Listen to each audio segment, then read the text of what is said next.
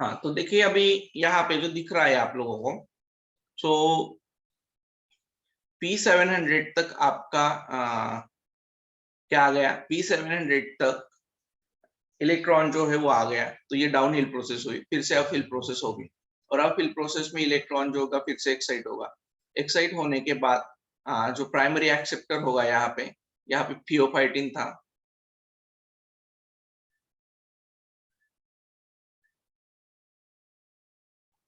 यहाँ पे primary electron acceptor जो होता है वो साइटोक्रोम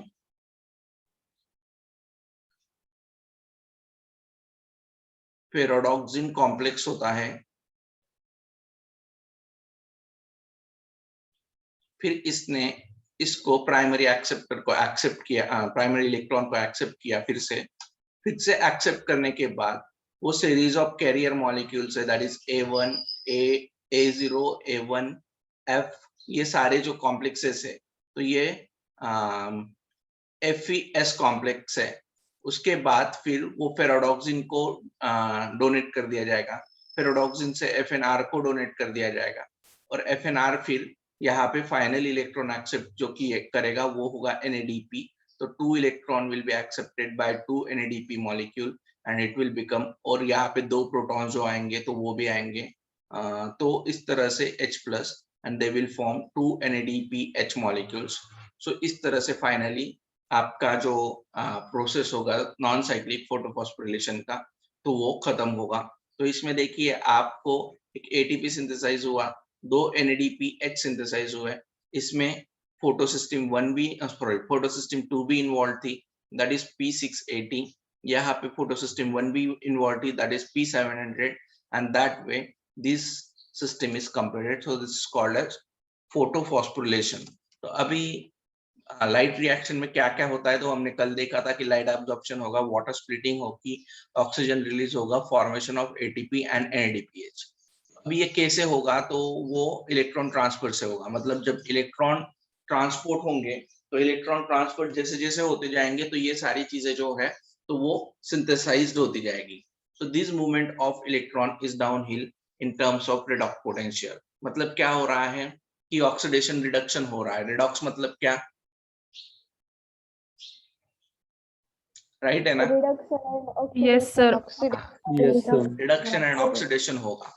तो रिडक्शन मतलब क्या, कभी इलेक्ट्रॉन उधर जाएगा, फिर दूसरा कैरियर आएगा, फिर से वो ऑक्सीडाइज्ड होगा, मतलब H+ आएगा जाएगा। तो ये सारी चीजें जो है, इलेक्ट्रॉन जब कैरिड किया जाता है from one molecule to the other molecule, there will be a reduction and oxidation. तो ये सीरीज ऑफ चेंजेस की वजह से जो रिडक्स पोटेंशियल स्केल होगी, तो उसमें मूवमेंट होता रहेगा, और जब वो मूवमेंट होगा डाउनहिल, तो एनर्जी जो होगी वो रिलीज होगी, and that way the ATP वगैरह जो है या NADPH जो है तो वो सिंथेसाइज करेंगे।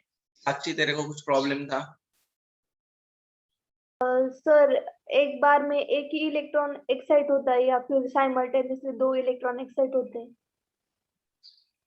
नहीं समझ में आया सर, मतलब ये यहाँ पे 2 इलेक्ट्रॉन रिलीज हुए ना H2O से। हाँ, राइट। हाँ, तो सर एक बार में एक ही इलेक्ट्रॉन एक्साइट होगा या फिर 2 इलेक्ट्रॉन एक्साइट होंगे? 2 इलेक्ट्रॉन एक बार में एक्साइट होंगे। स्टार्टिंग में LHC2 में 2 इलेक्ट्रॉन्स आर टेकन, क्योंकि एक इलेक्ट्रॉन एक प्रोटॉन ऐसा हो नहीं सकता है। H को हम H के फॉर्म में नहीं कर सकते, मतलब हाइड्रोजन जो होता है वो हाइड्रोजन के फॉर्म में नहीं होता है, जो बोलते हैं ना मॉलिक्यूलर हाइड्रोजन, वो H2 के फॉर्म में ही होता है। So that's why there will be 2 electrons. Yes sir. Okay, हाँ, तो मैं आपको इलेक्ट्रॉन सिस्टम के बारे में बता रहा था कि किस तरह से फिर इलेक्ट्रॉन जो है एंड फाइनली जब वो ये प्रोड्यूस करते हैं क्या, ATP और NADPH, तो वो जो शेप बनता है वो zigzag शेप बनता है, and that's why this scheme is called as Z scheme. इसमें जो NADPH होता है तो NADPH कहाँ पे, NADPH को बनाने के लिए, मतलब NAD+ से NADPH को बनाने के लिए जो एंजाइम रिक्वायर्ड होता है वो आउटर मेम्ब्रेन पे होता है, आउटर थैलाकॉइड मेम्ब्रेन पे। कहाँ पे होता है NADPH? आउटर थैलाकॉइड मेम्ब्रेन पे होता है। तो दैट नाइट्रोजन रिडक्टेज जो एंजाइम होता है it is present on outer thylakoid membrane. तो इसीलिए फाइनली जो इलेक्ट्रॉन होता है एक्सेप्ट जो किया जाता है वो NADP+ करता है on outer side of the thylakoid membrane, और यहाँ पे फिर NADP+ is reduced into NADPH, और इस तरह से फिर ये जो प्रोसेस है साइक्लिक फोटोफॉस्फोरिलेशन की तो वो कंप्लीट होती है। समझ में आया? Non cyclic, sorry.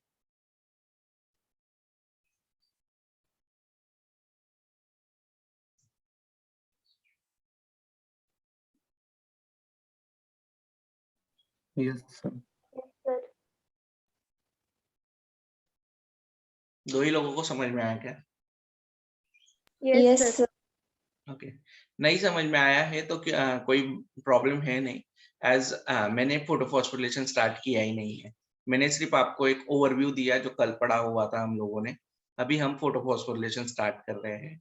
In photophosphorylation first of all we are going for the Z scheme. तो जेड स्कीम में देखिए अभी आप लोगों को मतलब जो लाइट रिएक्शन होती है, तो लाइट रिएक्शन में फोटोफॉस्फोरिलेशन होता है, और फोटोफॉस्फोरिलेशन जो होता है तो वो दो तरह से हो सकता है। तो दो तरह से कौन सा होता है? एक नॉन साइक्लिक फोटोफॉस्फोरिलेशन होता है और दूसरा साइक्लिक फोटोफॉस्फोरिलेशन होता है। अल्टीमेटली दोनों जो फॉस्फोरिलेशन होते हैं वो एनर्जी प्रोडक्शन के लिए होते हैं, either it is for the ATP or either it is for the ATP and NADPH। इतना समझ में आया है? Yes sir. अभी फोटोफॉस्फोरिलेशन क्या है? फोटोफॉस्फोरिलेशन का मतलब है, देखिए फोटोफॉस्फोरिलेशन या फॉस्फोरिलेशन कहाँ पे होगा? फॉस्फोरिलेशन माइटोकॉन्ड्रिया में होगा। एज वी नो कि हम में तो क्लोरोप्लास्ट रहने से रहे, तो अभी यदि हम में क्लोरोप्लास्ट मिलना ही नहीं है तो फिर फॉस्फोरिलेशन कैसे होगा? तो उसके लिए कोई ना कोई ऑर्गेनेल ही चाहिए। तो that organelle is mitochondria in eukaryotic animal cells. वहां पे माइटोकॉन्ड्रिया होगा। लेकिन प्लांट सेल में ये कहाँ पे बनेंगे? प्लांट सेल में ये माइटोकॉन्ड्रिया और क्लोरोप्लास्ट दोनों में बनेंगे, as plant cell have both the thing, mitochondria and chloroplast. लेकिन माइटोकॉन्ड्रिया में जो मतलब एटीपी सिंथेसाइज होते हैं, तो ये एटीपी सिंथेसाइज अलग तरीके से होते हैं, एंड क्लोरोप्लास्ट में जो एटीपी सिंथेसाइज होते हैं वो ड्यूरिंग द फोटोसिंथेसिस होते हैं, और माइटोकॉन्ड्रिया में जो एटीपी सिंथेसाइज होते हैं वो ड्यूरिंग द रेस्पिरेशन होते हैं।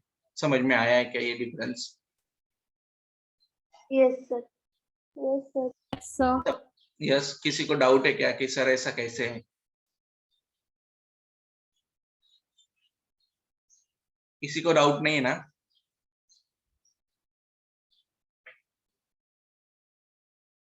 Nobody is having any doubt. No sir. Okay. No sir. No, sir. Okay. देखिए सिंपल सी चीज होती है, as if I want to explain this thing, mitochondria and chloroplast.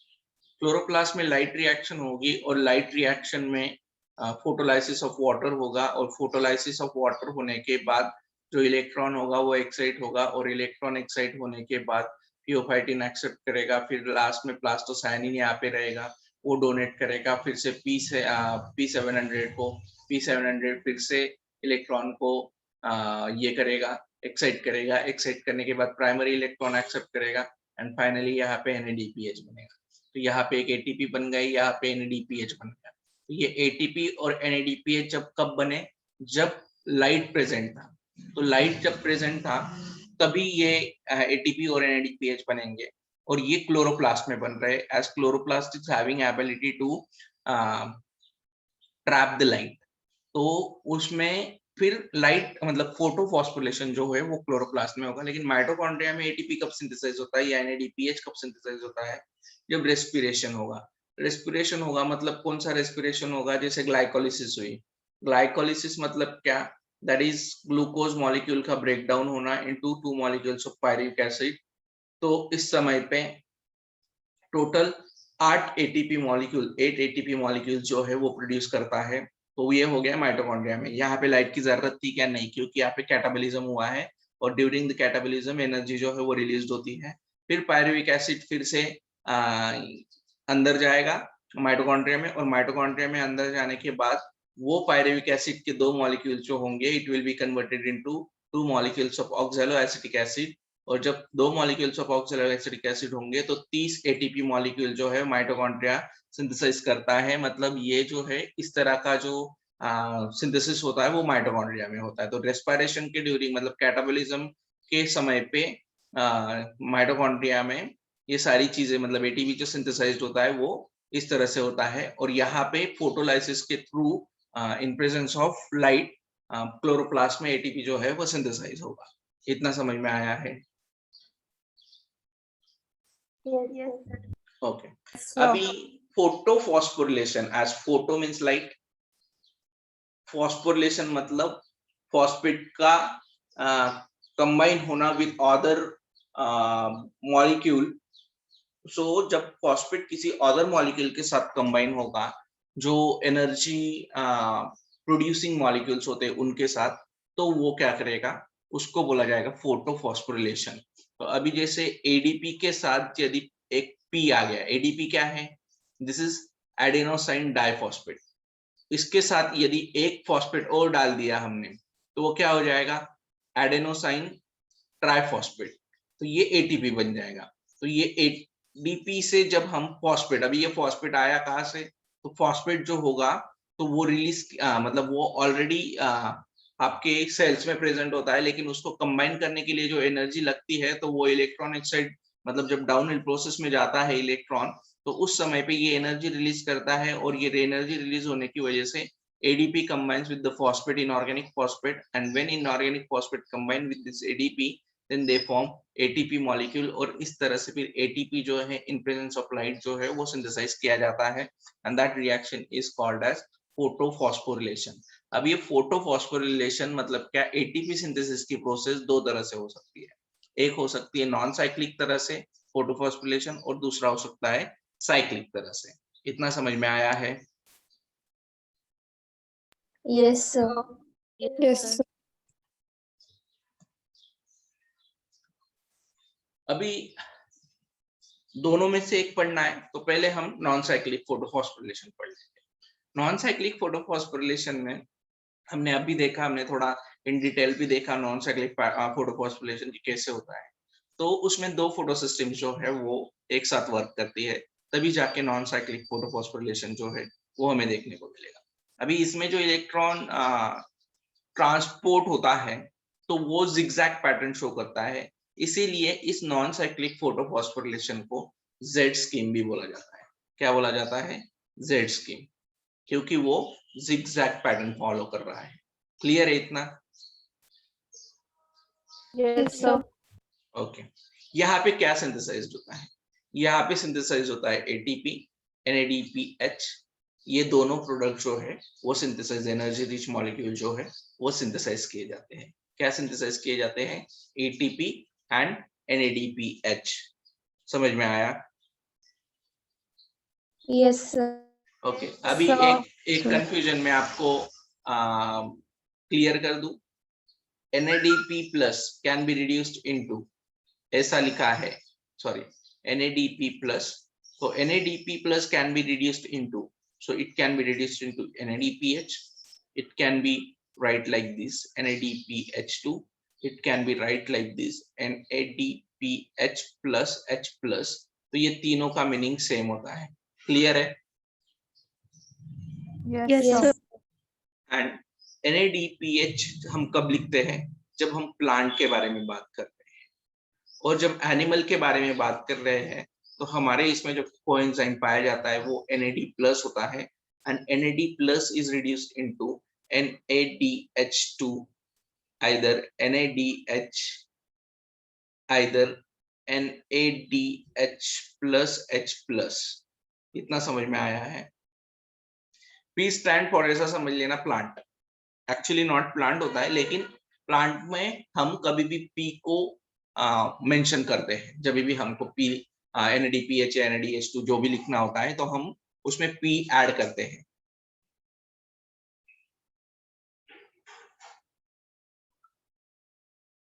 समझा है क्या कुछ?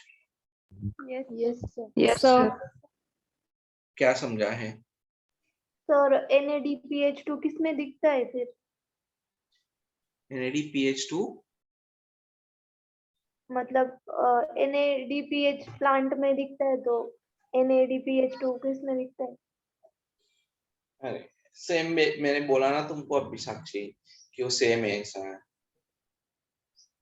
सर सभी प्लांट्स में ही शो होते हैं क्या? अरे इस तरह से मतलब ये हम either we can write like this, we can write like this, we can write like this, तीनों सेम है। हाँ सर, तीनों मुझे का लगा मीनिंग कि सेम फर्स्ट है। प्लांट में होता है और मुझे लगा कि फर्स्ट वाला प्लांट में होता है और बाकी नहीं के नहीं, ये एनिमल्स वाला में। प्लांट में होगा, मतलब ये लिखोगे ना आप या ये लिखा हुआ दिखेगा मतलब plant, either this, either this, either this, ये लिखा होगा मतलब ये एनिमल, और अदर देन प्लांट ऐसा दिखेंगे और एनिमल लिखने से अच्छा है।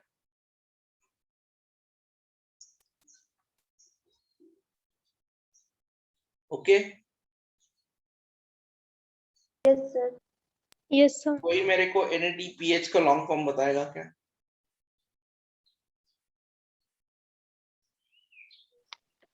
Nicotinamide adenine diphosphate. Very good. Nicotinamide adenine diphosphate. It's nicotinamide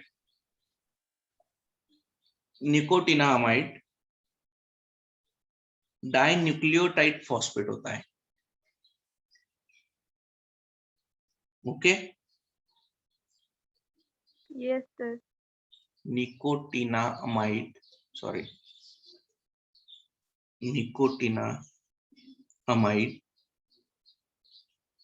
adenine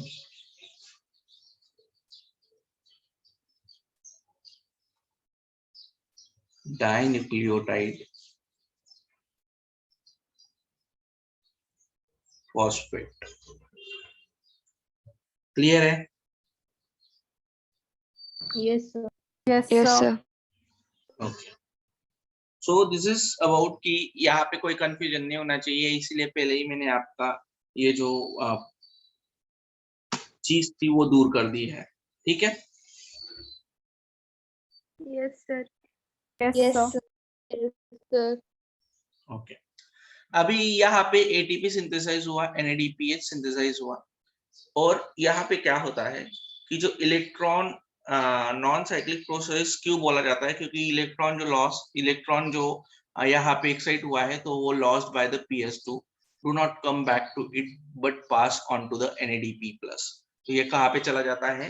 ये पास हो जाता है NADP+ के पास, इसीलिए फिर इस फोटोफॉस्फोरिलेशन को नॉन साइक्लिक बोला जाता है, क्योंकि जो इलेक्ट्रॉन PS2 जो है वो एक्साइट करता है, it was lost by the PS2, तो वो बाद फिर से PS2 के पास नहीं आ रहा है, that is this is PS2। तो PS2 में ये इलेक्ट्रॉन जो है वो यहाँ पे फिर से आ रहा है क्या? नहीं आ रहा है, इसीलिए ये इलेक्ट्रॉन जो है वो पास कर दिया जाता है NADP+ के पास, इसीलिए इस फोटोफॉस्फोरिलेशन को बोला जाता है नॉन साइक्लिक फोटोफॉस्फोरिलेशन। समझ में आया है? Yes sir. Yes, sir. कोई ऐसा नहीं ना यहाँ पे जिसको ये चीज समझ में नहीं आई कि इसको क्यों नॉन साइक्लिक बोला जाता है। अभी इन डिटेल थोड़ा सा पढ़ लेते हैं नॉन साइक्लिक कैसे होता है। ठीक है, एक डायग्राम निकाल लेते हैं फटाक से।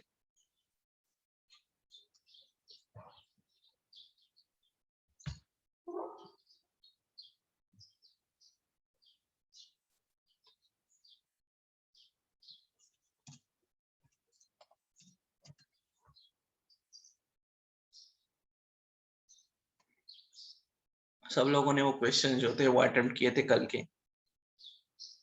Yes, sir. Yes, sir. Yes, sir. हो गए सबके? सर कुछ क्वेश्चंस जो लास्ट के थे ना, एक दो वो वाले भी वो नहीं हुए ऐसा? ओके ठीक है, हाँ कल बात करेंगे उनके ऊपर कि कौन से नहीं हुए ऐसा। क्योंकि सर वो अगले वाले टॉपिक के थे शायद। नॉट एक्चुअली अगले वाले, बट थोड़ा सा हमने लिया था तो इसीलिए मैंने वो भेज दिया था, बट देख लीजिएगा आज यदि हो जाते हैं फिर तो कोई दिक्कत नहीं है, ठीक है, Yes, sir. क्योंकि टॉपिक तो आज हो ही जाएगा वो लाइट रिएक्शन वाला। Yes sir.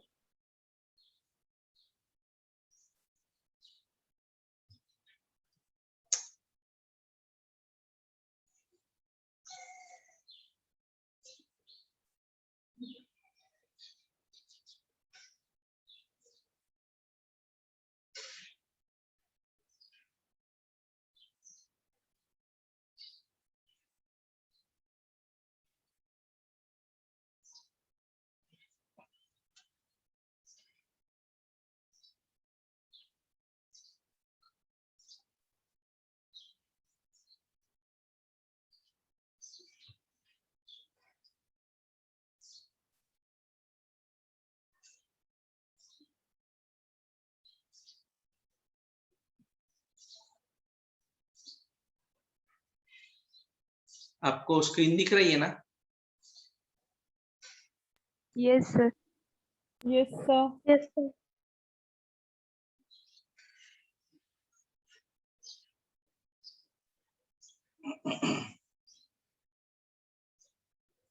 क्या प्रॉब्लम है आगे?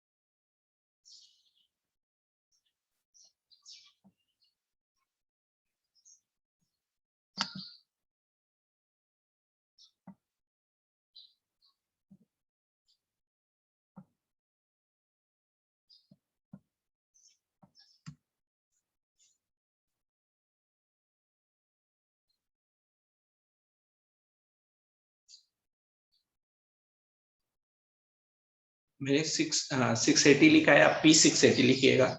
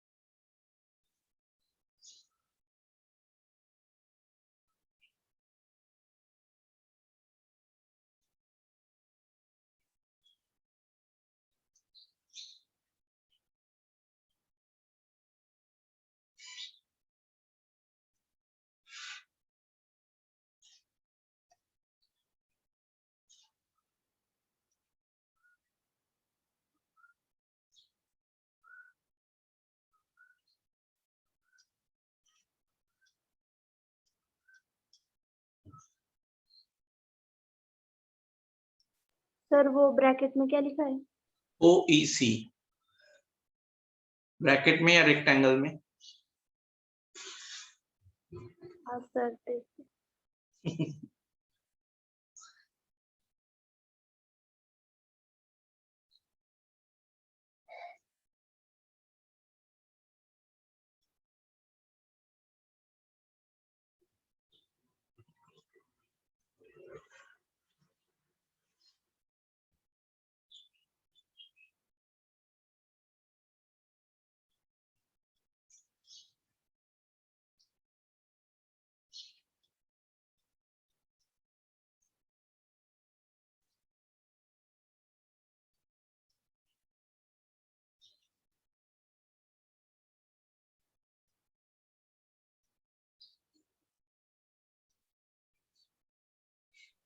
सर वो CA +2 के बाद वो Cl- है क्या? हाँ Cl minus. Yes sir.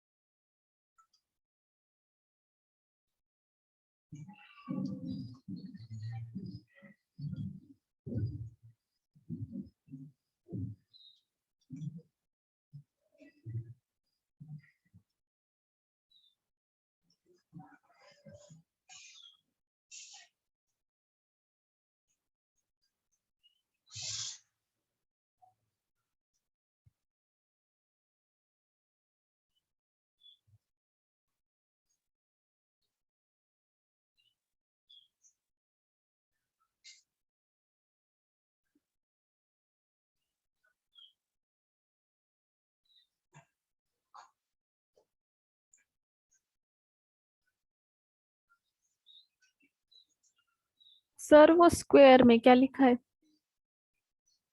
Cytochrome B cytochrome F complex होता है ये।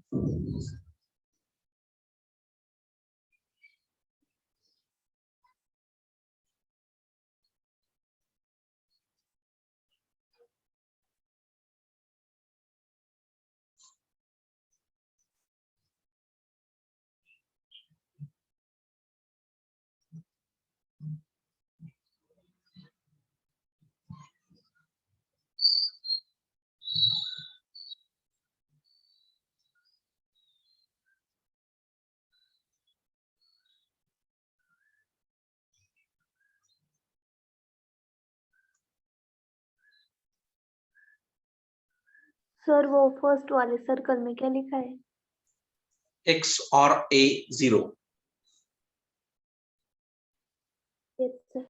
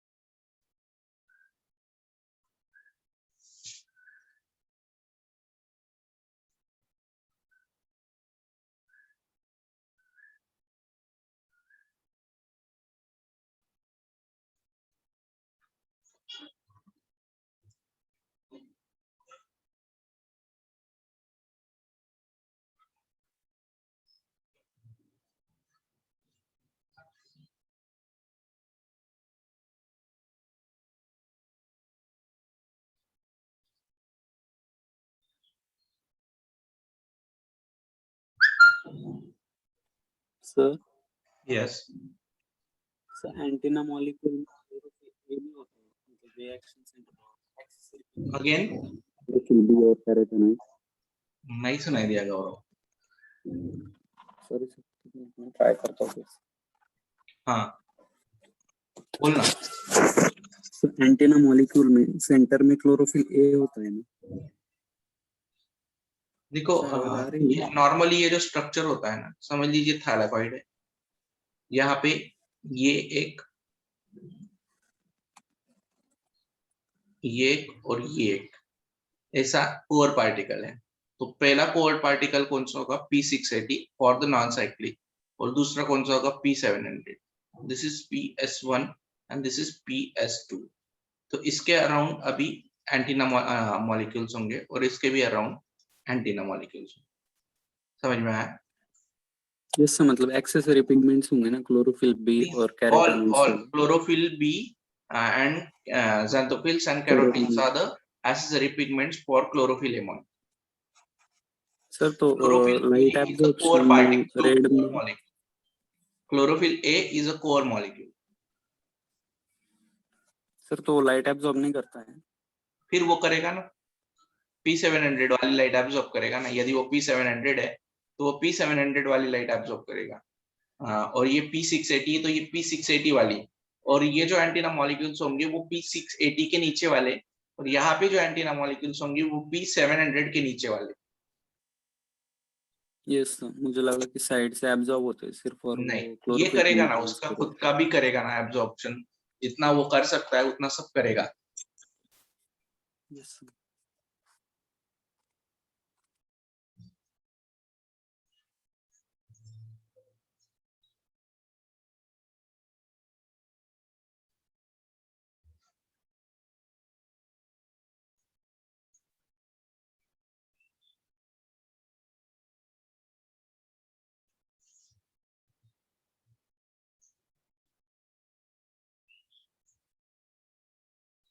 इस डायग्राम इसको आप लेबल कर सकते हो non cyclic photophosphorylation.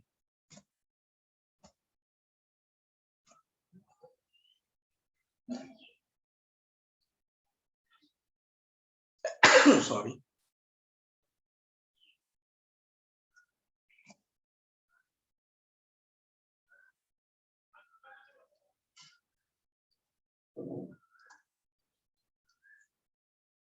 And ATC during photochemical phase.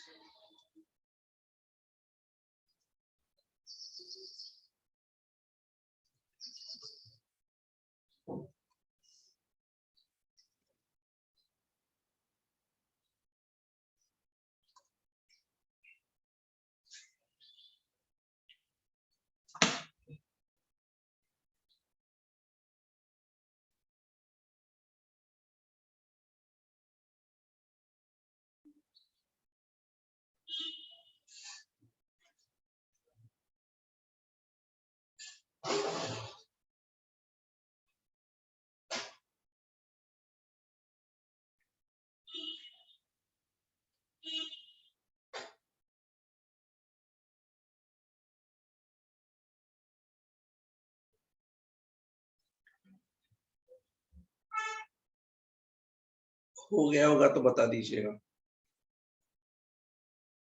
Yes sir, हो गया सर। चलिए 1 मिनट ले लीजिए, बाकी जिनको अभी बचा होगा।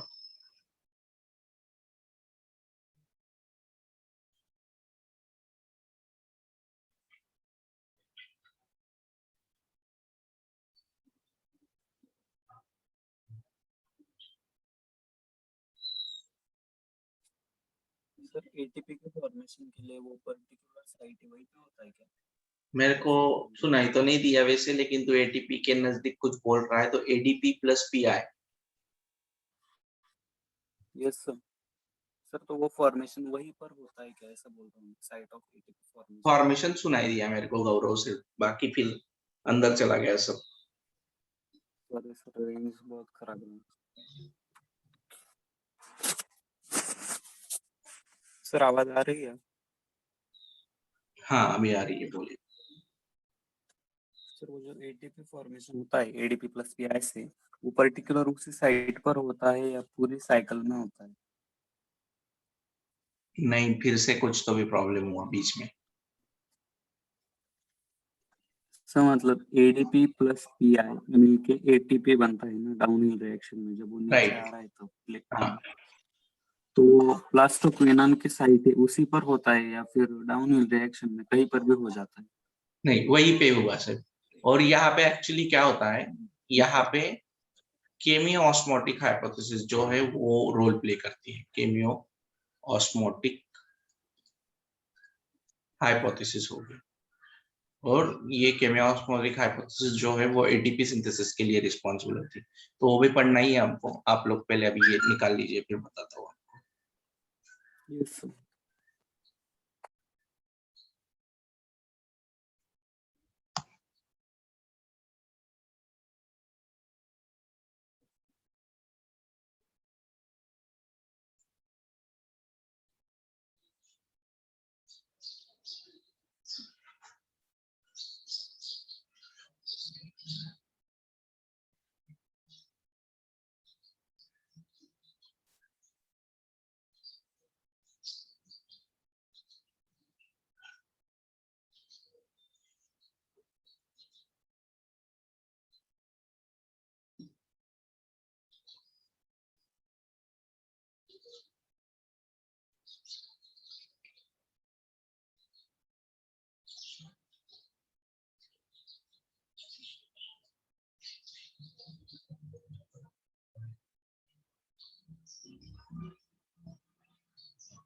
हो गया?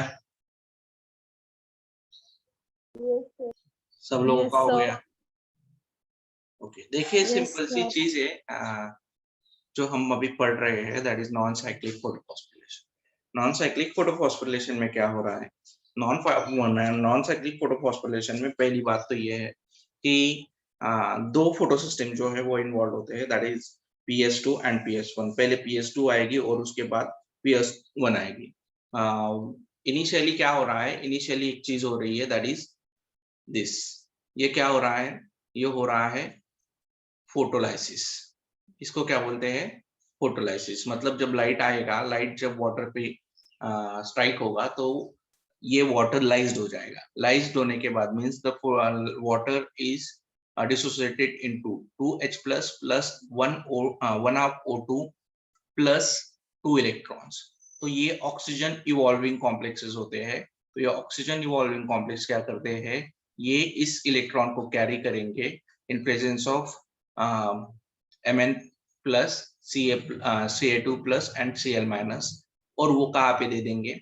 वो जो इलेक्ट्रॉन होगा वो पास कर देंगे on LSC, that is light harvesting complexes पे। तो पहला जो इलेक्ट्रॉन, मतलब सबसे पहले जो इलेक्ट्रॉन एक्सेप्ट किया जाता है, मतलब वो एक्साइट किया जाता है, तो वो एक्साइट किया जाता है by P680। So this is the first molecule in the dimer. तो क्लोरोफिल ए मॉलिक्यूल जो होता है वो बाकी सारे एंटीना मॉलिक्यूल से एनर्जी जो है या जो लाइट जो है तो वो लेगा, और उसके बाद इन दो इलेक्ट्रॉन्स को एक्साइट करेगा। एक्साइट करने के बाद ये इलेक्ट्रॉन जो होता है वो ग्राउंड स्टेट से एक्साइटेड स्टेट में चला जाता है। करेक्ट है? एक्साइटेड स्टेट में जाने के बाद, नेक्स्ट ऑर्बिट में जाने के बाद, नेक्स्ट ऑर्बिट में इलेक्ट्रॉन एक्सेप्टर वहां पे उसका वेट कर रहा है, and that will be a pheophytin. वो कौन सा होगा? वो होगा फियोफाइटिन। अभी फियोफाइटिन ने इसको इलेक्ट्रॉन को एक्सेप्ट करने के बाद फिर डाउन हिल रिएक्शन जो है वो स्टार्ट होती है। क्या स्टार्ट होती है? Down hill reaction. Down hill reaction में एनर्जी क्या होती है? एनर्जी रिलीज की जाती है। तो इसे डाउन हिल रिएक्शन बोला जाता है, एनर्जी रिलीज। तो इसे डाउन हिल रिएक्शन बोला जाता है। अभी ये जो एनर्जी रिलीज होगी, ये जो दिख रहा है आप लोगों को, that is this is pheophytin, this is plastoquinone. तो ये चीज आपको थोड़ी देर बाद समझेगी। कब समझेगी? तो हम जब केमियोस्मोटिक हाइपोथेसिस देखेंगे तब। अभी सिर्फ इतना ही ध्यान में रखिए कि किस तरह से इलेक्ट्रॉन जो है वो एक कैरियर मॉलिक्यूल से, this is carrier molecule, this is carrier molecule, this is carrier molecule, this is carrier molecule. तो ये कैरियर मॉलिक्यूल से, एक कैरियर मॉलिक्यूल से दूसरे कैरियर मॉलिक्यूल पे इलेक्ट्रॉन जो है तो जा रहा है, और यहाँ पे रिडक्स पोटेंशियल जो है वो जनरेट होता है, दैट इज ऑक्सीडेशन रिडक्शन जो है वो चलता रहता है। क्योंकि ये डोनेट कर देगा तो फिर अभी ये रिड्यूस हो जाएगा, ये ऑक्सीडाइज हो जाएगा, फिर ये डोनेट कर देगा, ये रिड्यूस हो जाएगा, ये ऑक्सीडाइज हो। तो ये प्रोसेस जो है वो चलती रहेगी। तो अब ये दो इलेक्ट्रॉन मॉलिक्यूल्स प्लास्टोक्यूनॉन के पास चले गए। प्लास्टोक्यूनॉन H+ भी एक्सेप्ट करता है, जो आपको थोड़ी देर बाद समझेगा। अभी ये दोनों एक्सेप्ट होने के बाद क्या होगा कि यहाँ पे जो ATP होगा तो वो ATP सिंथेसाइज होगा, तो ADP plus PI which forms the ATP during this process। तो यहाँ पे केमियोस्मोटिक हाइपोथेसिस जो है वो शुरू हो जाता है। फिर ATP सिंथेसाइज के बाद फिर से इसने अभी उसकी एनर्जी रिलीज कर दी है, it will be transferred to the cytochrome complex. तो साइटोक्रोम B6 कॉम्प्लेक्स इसको बोला जाता है। तो ये साइटोक्रोम B6 कॉम्प्लेक्स पे इलेक्ट्रॉन जो है वो पास कर दिया जाएगा। फिर साइटोक्रोम B6 ये इलेक्ट्रॉन कहाँ पे पास करेगा? PC पे, दैट इज प्लास्टोसायनिन। तो प्लास्टोसायनिन पे ये इलेक्ट्रॉन पास होगा, and finally plastocyanin gives the electron to P700, और ये फिर अभी PS1 में चला जाएगा। PS1 में जाने के बाद ये इलेक्ट्रॉन फिर से PS1 जो है वो एक्साइट करेगा, मतलब ये ग्राउंड स्टेट में था क्योंकि इसकी एनर्जी पूरी रिलीज हो चुकी है यहाँ तक आते आते डाउनहिल प्रोसेस में। तो ये फिर से अपहिल प्रोसेस में जाएगा। अपहिल मतलब क्या? जहाँ पे ये एनर्जी को गेन करता है, फिर से जो एनर्जी उसने रिलीज की है उसको गेन कर रहा है। तो फिर से ये यहाँ पे इलेक्ट्रॉन प्राइमरी इलेक्ट्रॉन एक्सेप्टर होगा फॉर PS1। प्राइमरी इलेक्ट्रॉन जो यहाँ पे एक्सेप्टर होता है तो वो कुछ सल्फर प्रोटीन्स होते हैं। तो iron sulphur proteins are the primary acceptor, iron sulphur protein. तो ये प्राइमरी एक्सेप्टर होते हैं। ये जो आयन सर्पर प्रोटीन होते हैं, तो ये जो इलेक्ट्रॉन होते हैं तो फेरोडॉक्सिन को पास करते हैं। फेरोडॉक्सिन को पास करने के बाद फिर फेरोडॉक्सिन किसको ये इलेक्ट्रॉन जो है वो पास करेगा, फेरोडॉक्सिन passes the electrons towards the FNR। किसको पास कर रहा है, FNR। FNR क्या है,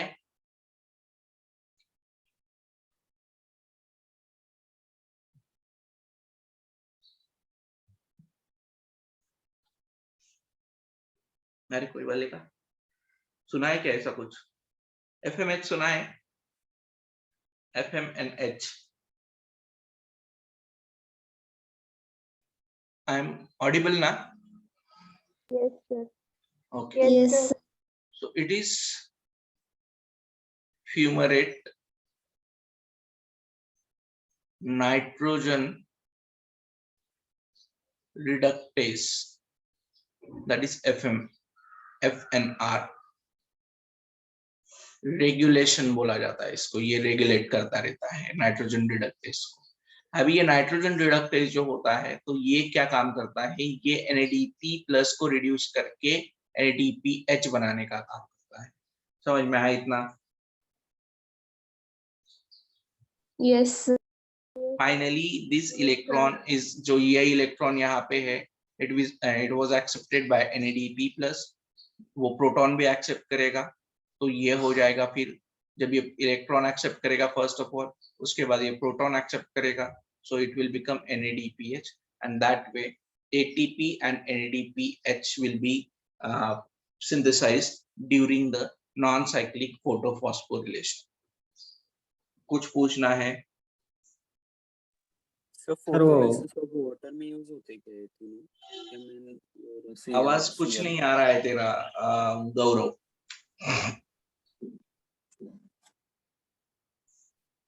सर कैल्शियम और क्लोराइड और मैग्नीज वाले जो आयंस है वो फोटोलिसिस ऑफ वाटर में यूज होते हैं तीनों?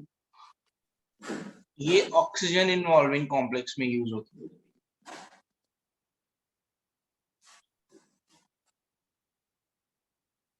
सर नहीं समझा, थोड़ा बताइए ना। ऑक्सीजन इन्वॉल्विंग कॉम्प्लेक्सेस मतलब जहाँ पे जो ऑक्सीजन होता है, तो मतलब दैट इज जहाँ पे ऑक्सीजन लिबरेट होगा ना, दैट इज ऑक्सीजन इवॉल्व हो रहा है, तो उस कॉम्प्लेक्सेस में फिर ये जो होते हैं ऑक्सीजन, ये Mn+Ca+ जो होते हैं तो वो यूज किए जाते हैं। Yes sir.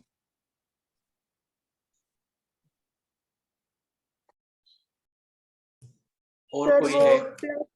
सर मतलब उस यूज तो वाटर के ब्रेकडाउन में ही होगा ना? ब्रेकडाउन वाटर मतलब आफ्टर फोटोलाइसिस। फोटोलाइसिस कौन कर रहा है? अरे फोटोलाइसिस कौन कर रहा है? सनलाइट की वजह से हो सनलाइट। जाना सर। अब ये सनलाइट ने जब इसको फोटोलाइज्ड कर दिया, तो उसके बाद मतलब इसको अभी ब्रेक कर दिया, तो ये जो होगा, तो लाइट जो होगा तो वो H2O को ब्रेक कर देगा into 2H plus 2 electron plus 1/2 O2। तो ये जो ऑक्सीजन इन्वॉल्विंग कॉम्प्लेक्सेस होते हैं ना, तो ये क्या करते हैं, इसमें जो वाटर स्प्लिटिंग होगा, तो वाटर स्प्लिटिंग के बाद जो ऑक्सीजन लिबरेशन होगा, तो यहाँ पे मतलब यहाँ से इलेक्ट्रॉन को बाहर निकालने का काम करते हैं और ऑक्सीजन को सेपरेट करने का काम करते हैं ऑक्सीजन इन्वॉल्विंग कॉम्प्लेक्सेस। तो इस प्रोसेस में फिर ये जो Mn+ जो होगा या Ca+ जो होगा, तो ये यूज किया जाता है for separating the electron, protons and oxygen from this all this thing, मतलब वाटर मॉलिक्यूल्स से।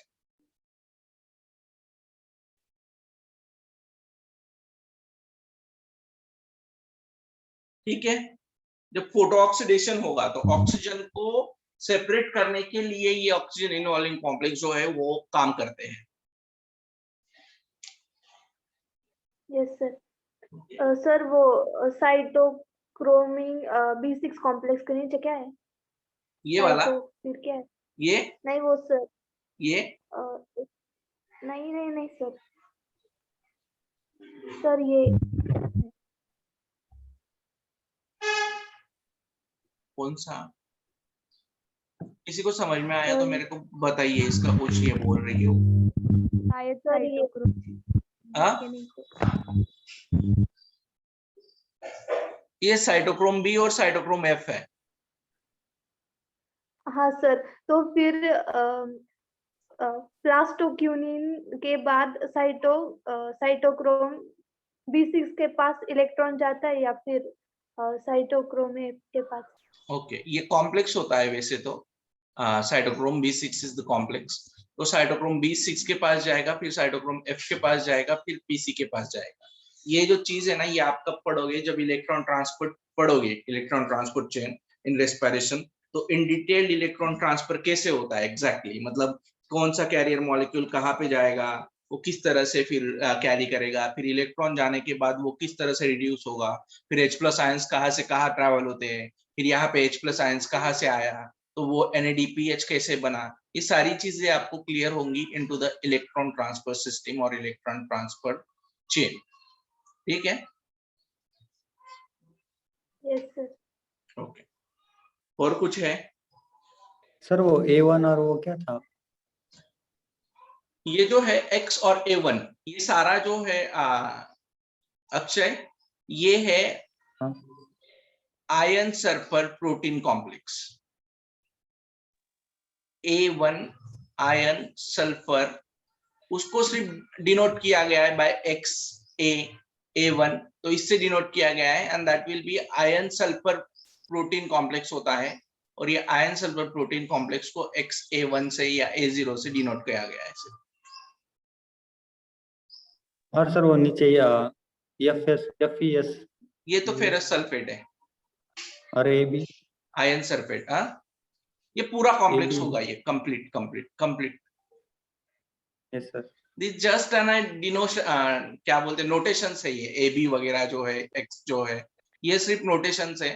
फाइनली वो FD को, मतलब फेरोडॉक्सिन को दिया जाएगा, और फेरोडॉक्सिन को देने के बाद FNR के बाद NADP+। ये Yes, sir. मतलब मेरे अकॉर्डिंग टू मी ये सब कॉम्प्लेक्सेस है, जो मैं बोल रहा हूँ आपको, A1, this all are the complexes जो आपको, सॉरी, ये नोटेशन है जो प्रोटीन कॉम्प्लेक्सेस में देखने को मिलेंगे। अलग अलग प्रोटीन जो है या अलग अलग स्ट्रक्चर जो है, तो वो इसमें देखने को मिलते हैं। So these are the complexes.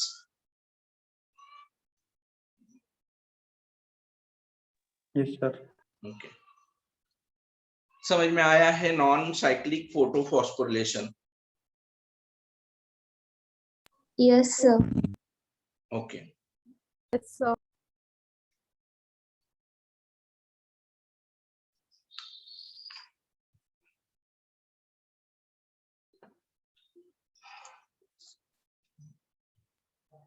Sir.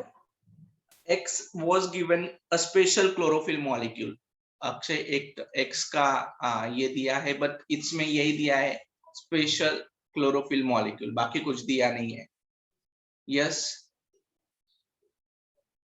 Sir आप वो FM कुछ तो बता रहे थे, वो क्या है? कौन सा?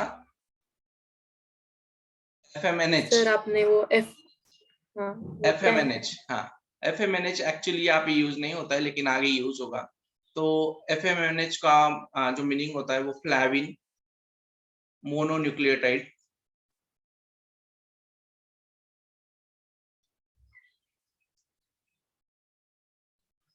हाइड्रोजन।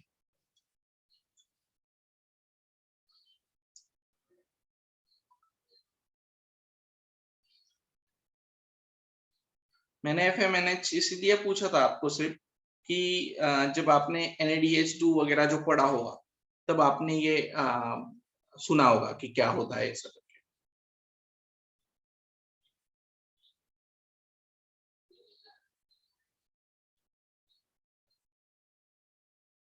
FNR, FMNH, ये सारा जब आपने बायोमोलिक्यूल पढ़ा होगा तो सुना होगा, दैट आई थिंक, लेकिन वो नहीं था, तो दैट इज ओके। समझ में आया है? जाओ आगे। Yes sir. Yes yes sir. अभी साइक्लिक फोटोफॉस्फोरिलेशन है। साइक्लिक फोटोफॉस्फोरिलेशन में क्या होता है, जस्ट 1 मिनट।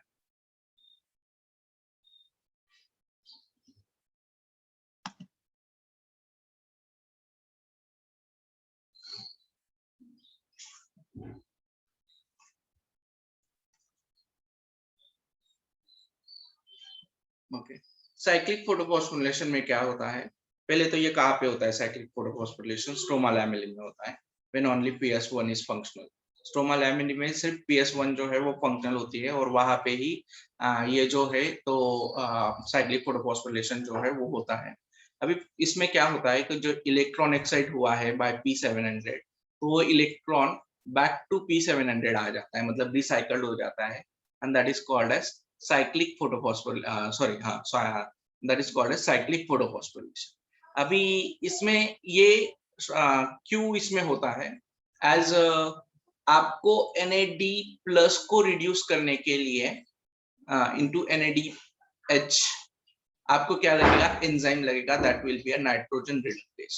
कौन सा एंजाइम लगेगा? Nitrogen reductase. और ये नाइट्रोजन रिडक्टेज जो होता है वो कहाँ पे प्रेजेंट होता है? वो प्रेजेंट होता है that on the outer side of thylakoid membrane। एक मिनट।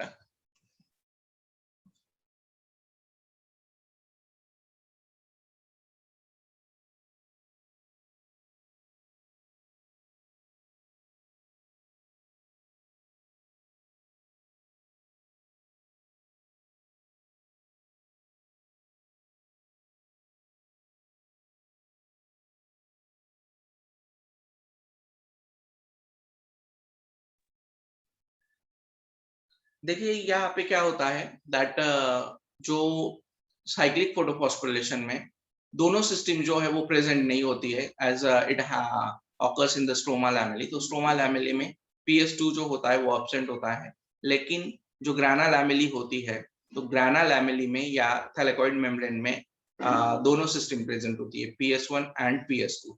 ये PS पूर्वी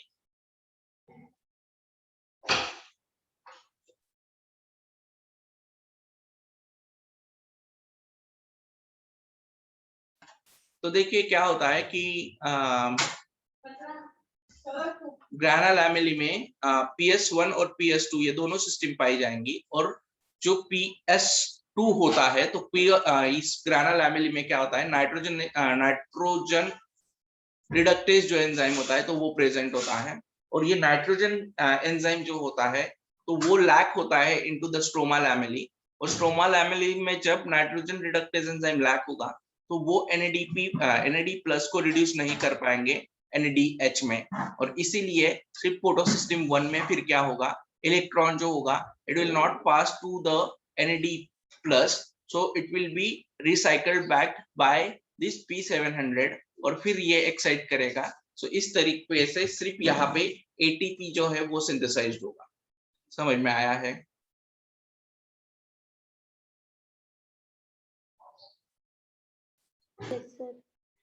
समझा Yes, है sir. क्या? सबको समझ में आया है या कोई प्रॉब्लम है? नहीं आया सर। ओके, सर वो ग्रैनुल वगैरह देखिए अभी आपको मैंने बताया, हम जब नॉन साइक्लिक फोटोफॉस्फोरिलेशन पढ़ रहे हैं तो नॉन साइक्लिक फोटोफॉस्फोरिलेशन में दोनों सिस्टम का प्रेजेंट होना जरूरी है। दोनों सिस्टम जब प्रेजेंट होंगे that is both the photo systems, PS2 इधर होगा और PS1 इधर होगा। अभी PS2 और PS1 दोनों होंगे तब जाके जो ATP और NADPH दोनों सिंथेसाइज हो सकते हैं। इतना तो क्लियर है?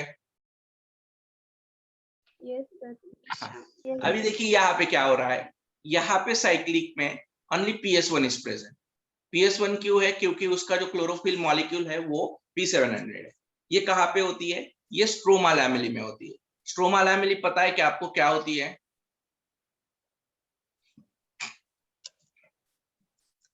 Yes sir. Yes, sir. Yes, sir. ये है स्ट्रोमा लैमेली, ये है स्ट्रोमा लैमेली और ये है ग्राना। ठीक है? Yes sir. Yes, sir. Yes, sir.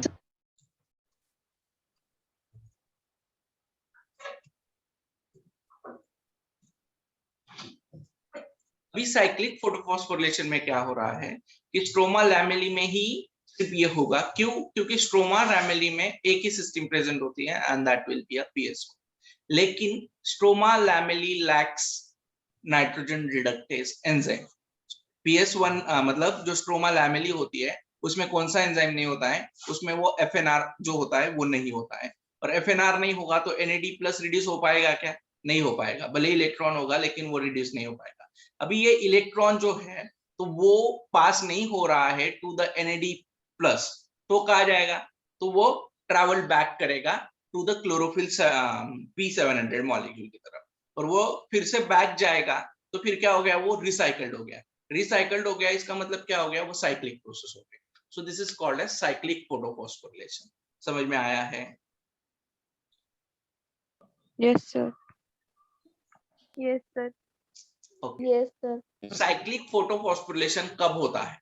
जब जो लाइट की वेवलेंथ होगी वो 680 के ऊपर होगी, तभी सिर्फ क्योंकि P700 जो होता है तो वो P700 के अराउंड की लाइट की वेवलेंथ, मतलब 680 के ऊपर की और P700 के अराउंड की लाइट की वेवलेंथ को एब्सॉर्ब करेगा, तभी सिर्फ वो जो साइक्लिक फोटोफॉस्फोरिलेशन है वो पॉसिबल है। तो cyclic photophosphorylation occurs when only light of wavelength beyond 680 nanometer is available। समझ में आया है? Yes, sir. देखिए Yes, अभी sir. क्या होगा इसमें रिएक्शन में क्या होगा, इसमें एक सिंपल सी चीज, मतलब एक डायग्राम निकाल लीजिए साइक्लिक फोटोफॉस्फोरिलेशन में, दैट इज P700। यहाँ पे एंटीना मॉलिक्यूल्स,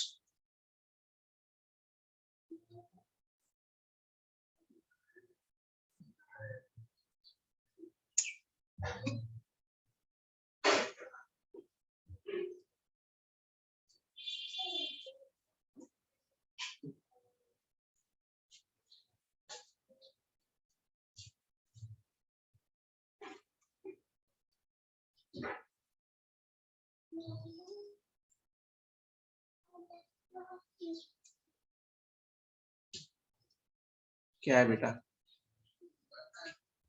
आगे इधर इधर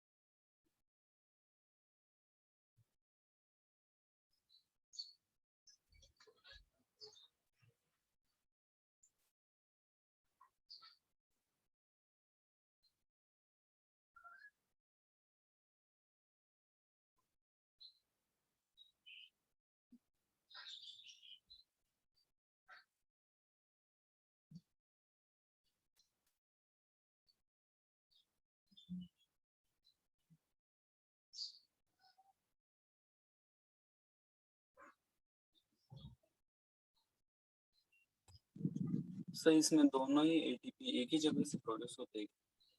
अगेन दो एटीपी फॉर्म होते हैं ना सर साइक्लिक में,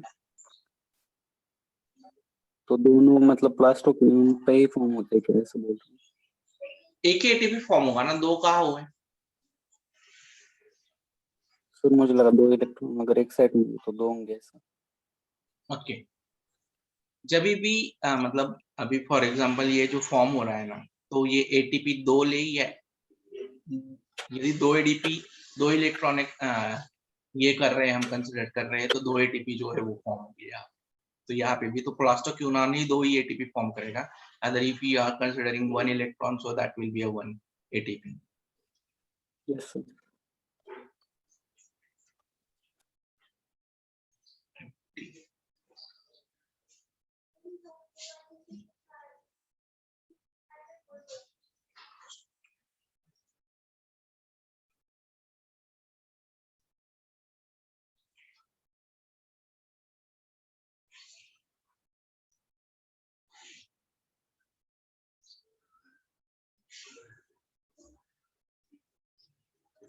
This is redox potential scale.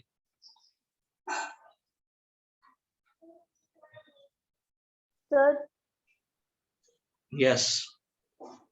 Sir non cyclic photo phosphorylation में भी 2 इलेक्ट्रॉन एक्साइट होते हैं ना Yes. सर फिर वहाँ एक ही एटीपी क्यों प्रोड्यूस होता है, फिर वहाँ भी 2 अरे होने चाहिए ना? सुनिए।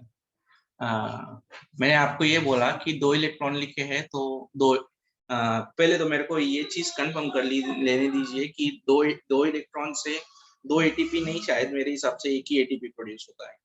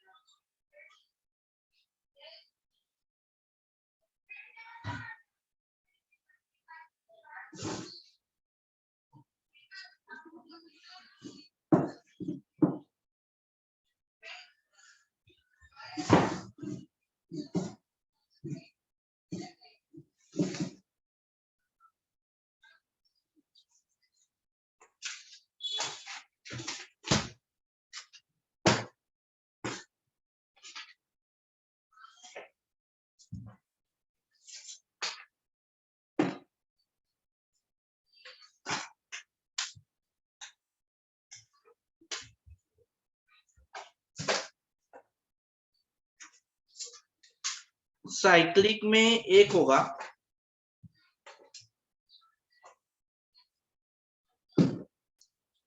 एक मिनट का,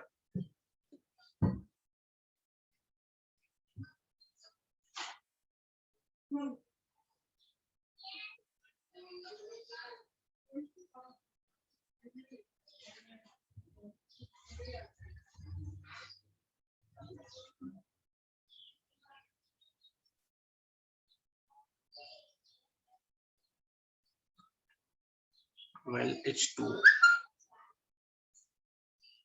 यदि है तो 12 NADP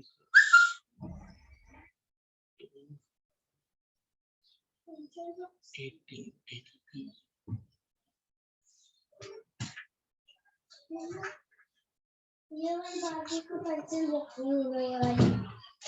H2O मॉलिक्यूल कितने इलेक्ट्रॉन बनाएंगे रे? 24। 24 इलेक्ट्रॉन्स बनाएंगे ना? Yes, sir. ओके, तो वन एक्चुअली एक पूर्वी वो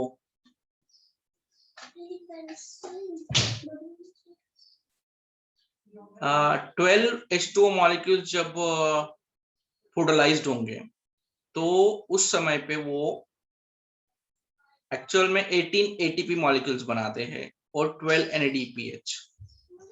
तो एक नॉर्मली एक ATP मॉलिक्यूल को आपको सिंथेसाइज करने के लिए 2 इलेक्ट्रॉन लगते हैं। तो यहाँ पे जो होगा वो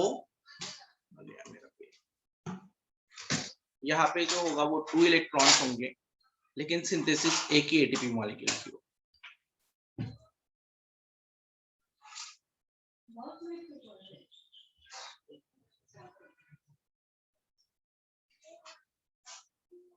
So 2 electrons is equals to 1 ATP molecule only. ठीक है.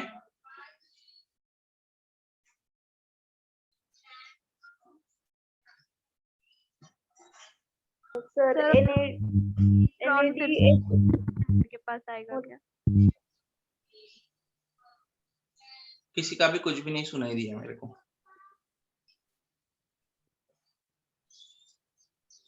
सर एक NADPH बनाने के लिए भी 2 ही इलेक्ट्रॉन चाहिए ना? For synthesizing 1 NADPH 2 इलेक्ट्रॉन्स ना, क्योंकि वो 2 प्रोटॉन्स लेंगे तो 2 इलेक्ट्रॉन, हाँ 2 ही चाहिए. ये क्योंकि देखिए जब NAD प्लस रिड्यूस्ड होता है ना तो वो NADH2 में रिड्यूस्ड होता है. तो NADH2 में मतलब 2 हाइड्रोजन जो है वो लगेंगे. तो अभी 2 हाइड्रोजन के लिए 2 इलेक्ट्रॉन का चार्ज होना जरूरी है 2e माइनस. तब जाके ये 2 प्रोटॉन्स जो है तो वो यहाँ पे आके बाइंड होंगे and they will form they will form NADH2.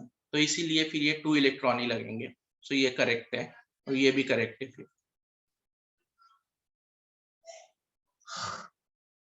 हो गया. ये साइक्लिक फोटोफॉस्फोरिलेशन है. ये रेडॉक्स पोटेंशियल स्केल है.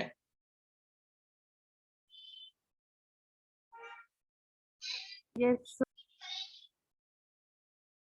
कि जो रेडॉक्स पोटेंशियल है तो वो किस तरह से यहाँ पे आपको इंक्रीज होता दिख रहा है. So that way.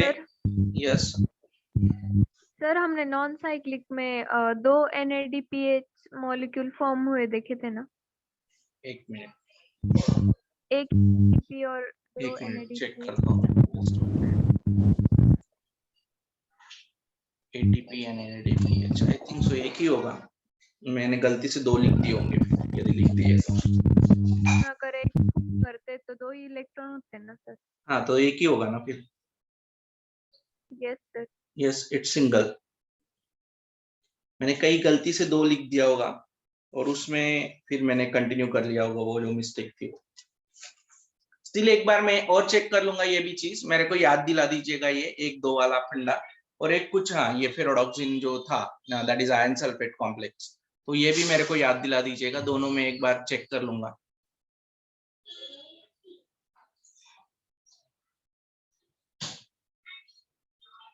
हो गया. FAD अलग होता है प्रीति.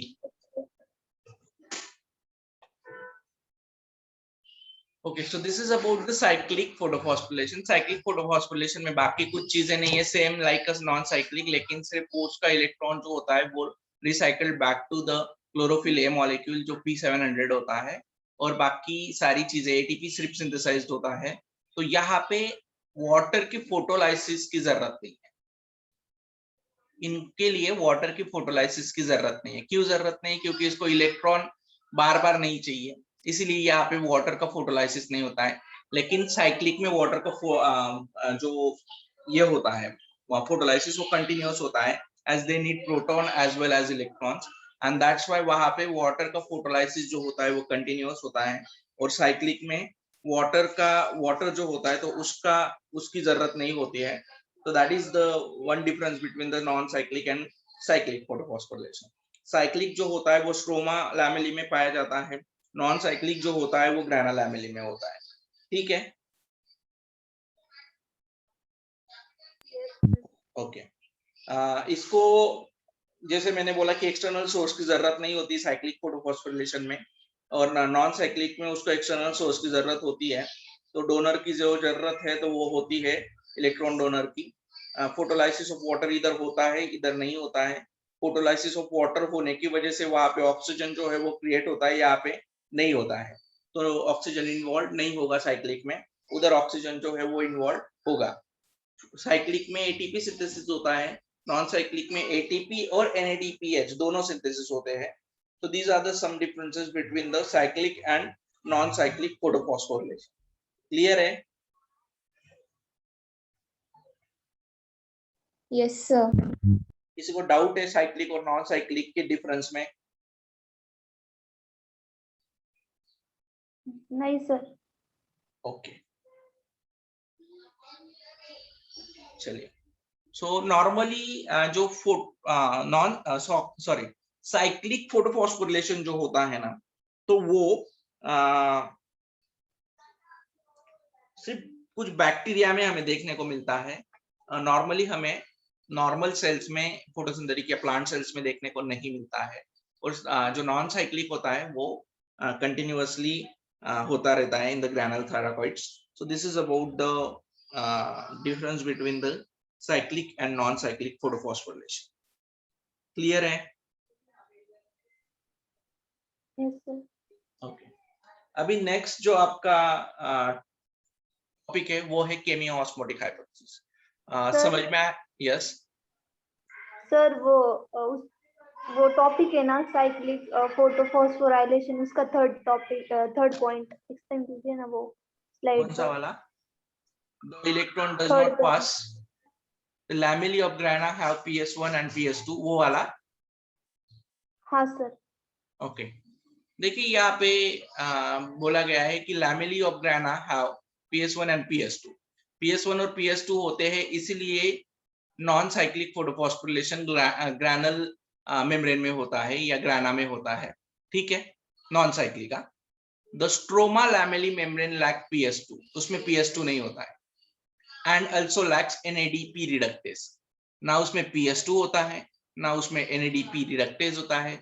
यदि ना PS2 होगा ना NADP रिडक्टेज होगा, तो जो NAD+ है तो वो रिड्यूस नहीं हो पाएगा इनटू NADPH। इसीलिए फिर ये इलेक्ट्रॉन जो है वो NAD+ को पास नहीं किया जाता है। इसीलिए ये इलेक्ट्रॉन जो है वो क्लोरोफिल मॉलिक्यूल को, जो P700 है उसको, क्योंकि वहां पे P680 है ही नहीं, तो ये कहाँ पे चला जाएगा? फिर P700 में फिर से वापस चला जाएगा। फिर से ये एक्साइट होगा, फिर से इलेक्ट्रॉन एक्सेप्टर होगा, फिर से इधर आएगा, और ये प्रोसेस जो है वो चलती रहेगी। And that's why it is called as cyclic photophosphorylation. समझ में आया? Yes sir. Okay, next topic is chemiosmotic hypothesis. Chemiosmotic hypothesis जो है, तो it is very simple. As chemiosmotic hypothesis में क्या हो रहा है पता है क्या? केमियो-ऑस्मोटिक हाइपोथेसिस मतलब क्या? ये एक मैकेनिज्म है to explain the how ATP is synthesized. ATP synthesis कैसे होता है? एक्चुअल में ऐसा कोई एक्सपेरिमेंट नहीं है जिसने प्रूव किया है कि ATP सिंथेसिस इस तरह से होता है। This is just N hypothesis कि इस तरह से शायद ATP सिंथेसाइज होता है। समझ में आया क्या? Yes sir. Yes sir. तो हाइपोथेसिस आपको पता है क्या होता है? ये प्रूव नहीं है कि ATP इसी तरह से सिंथेसाइज होता है, बट इसको कंसिडर किया गया है कि यस, ATP जो है वो शायद इस तरह से सिंथेसाइज होता है। So this is called as कि how ATP is synthesized in the thylakoid membrane. जो थाइलाकॉइड मेम्ब्रेन होता है तो उसमें ATP जो है वो सिंथेसाइज होता है, तो उसको बोला जाता है chemiosmotic. Why it is called as chemiosmotic hypothesis? That what is meant by chemiosmosis? Movement of ion across a semi-permeable membrane. It occurs in the chloroplast and mitochondria. So this is called as chemiosmotic hypothesis or chemiosmosis. समझ में आया है? Photophosphorylation will be occurred in only chloroplast, but chemiosmotic hypothesis occurs in mitochondria and chloroplast, because ATP synthesis जो है वो हर जगह होना, मतलब in mitochondria and chloroplast possible है। इसीलिए केमियो-ऑस्मोटिक जो होता है वो दोनों जगह हमें देखने को मिलता है। समझ में आया है? Yes sir. केमियो-ऑस्मोसिस Yes, समझ sir. में आया है? This is just an movement of ions across the semi permeable membrane, so that is called as chemiosmosis. वो कहाँ पे होता है? क्लोरोप्लास्ट में और माइटोकॉन्ड्रिया में। इतना समझ में आया है? Yes sir. केमियो-ऑस्मोसिस के लिए क्या चाहिए? मेम्ब्रेन चाहिए, semi permeable membrane. Proton pump चाहिए हाइड्रोजन आयंस को अंदर बाहर करने के लिए, नॉर्मली बाहर करने के लिए, जो हमने थोड़ा सा बात किया था। एंड ATP सिंथेसिस चाहिए। ये जो प्रोटॉन पंप होता है ये कहाँ पे होता है, ये थैलाकोइड मेम्ब्रेन में होता है, और H+ आयंस को क्या करता है, ये H+ आयंस को बाहर निकालने का काम करता है। सो that will the 3 things required for the chemiosmosis, क्या क्या, एक तो सेमी परमेएबल मेम्ब्रेन, दूसरा तो प्रोटॉन पंप, तीसरा क्या चाहिए, एटीपी सिंथेसिस। एटीपी सिंथेसिस क्या करता है, एडीपी प्लस पीआई को कंबाइन करके एटीपी बनाने का काम करता है। सो that is the function of ATP synthesis, मतलब क्या, एटीपी का सिंथेसिस करता है। सो वो एंजाइम होता है एटीपी सिंथेस। इतना समझ में आया है? Yes sir. ओके। Yes. अभी केमियोस्मोटिक हाइपोथेसिस में होता क्या है? चलो, chemiosmotic hypothesis is based on proton gradient. किसके ऊपर बेस्ड है? प्रोटॉन ग्रेडियंट के ऊपर। प्रोटॉन ग्रेडियंट के ऊपर मतलब क्या, बहुत सारे जो पीएच होता है वो बहुत डिक्रीज हो जाता है इसमें, किसमें, दैट इज इन द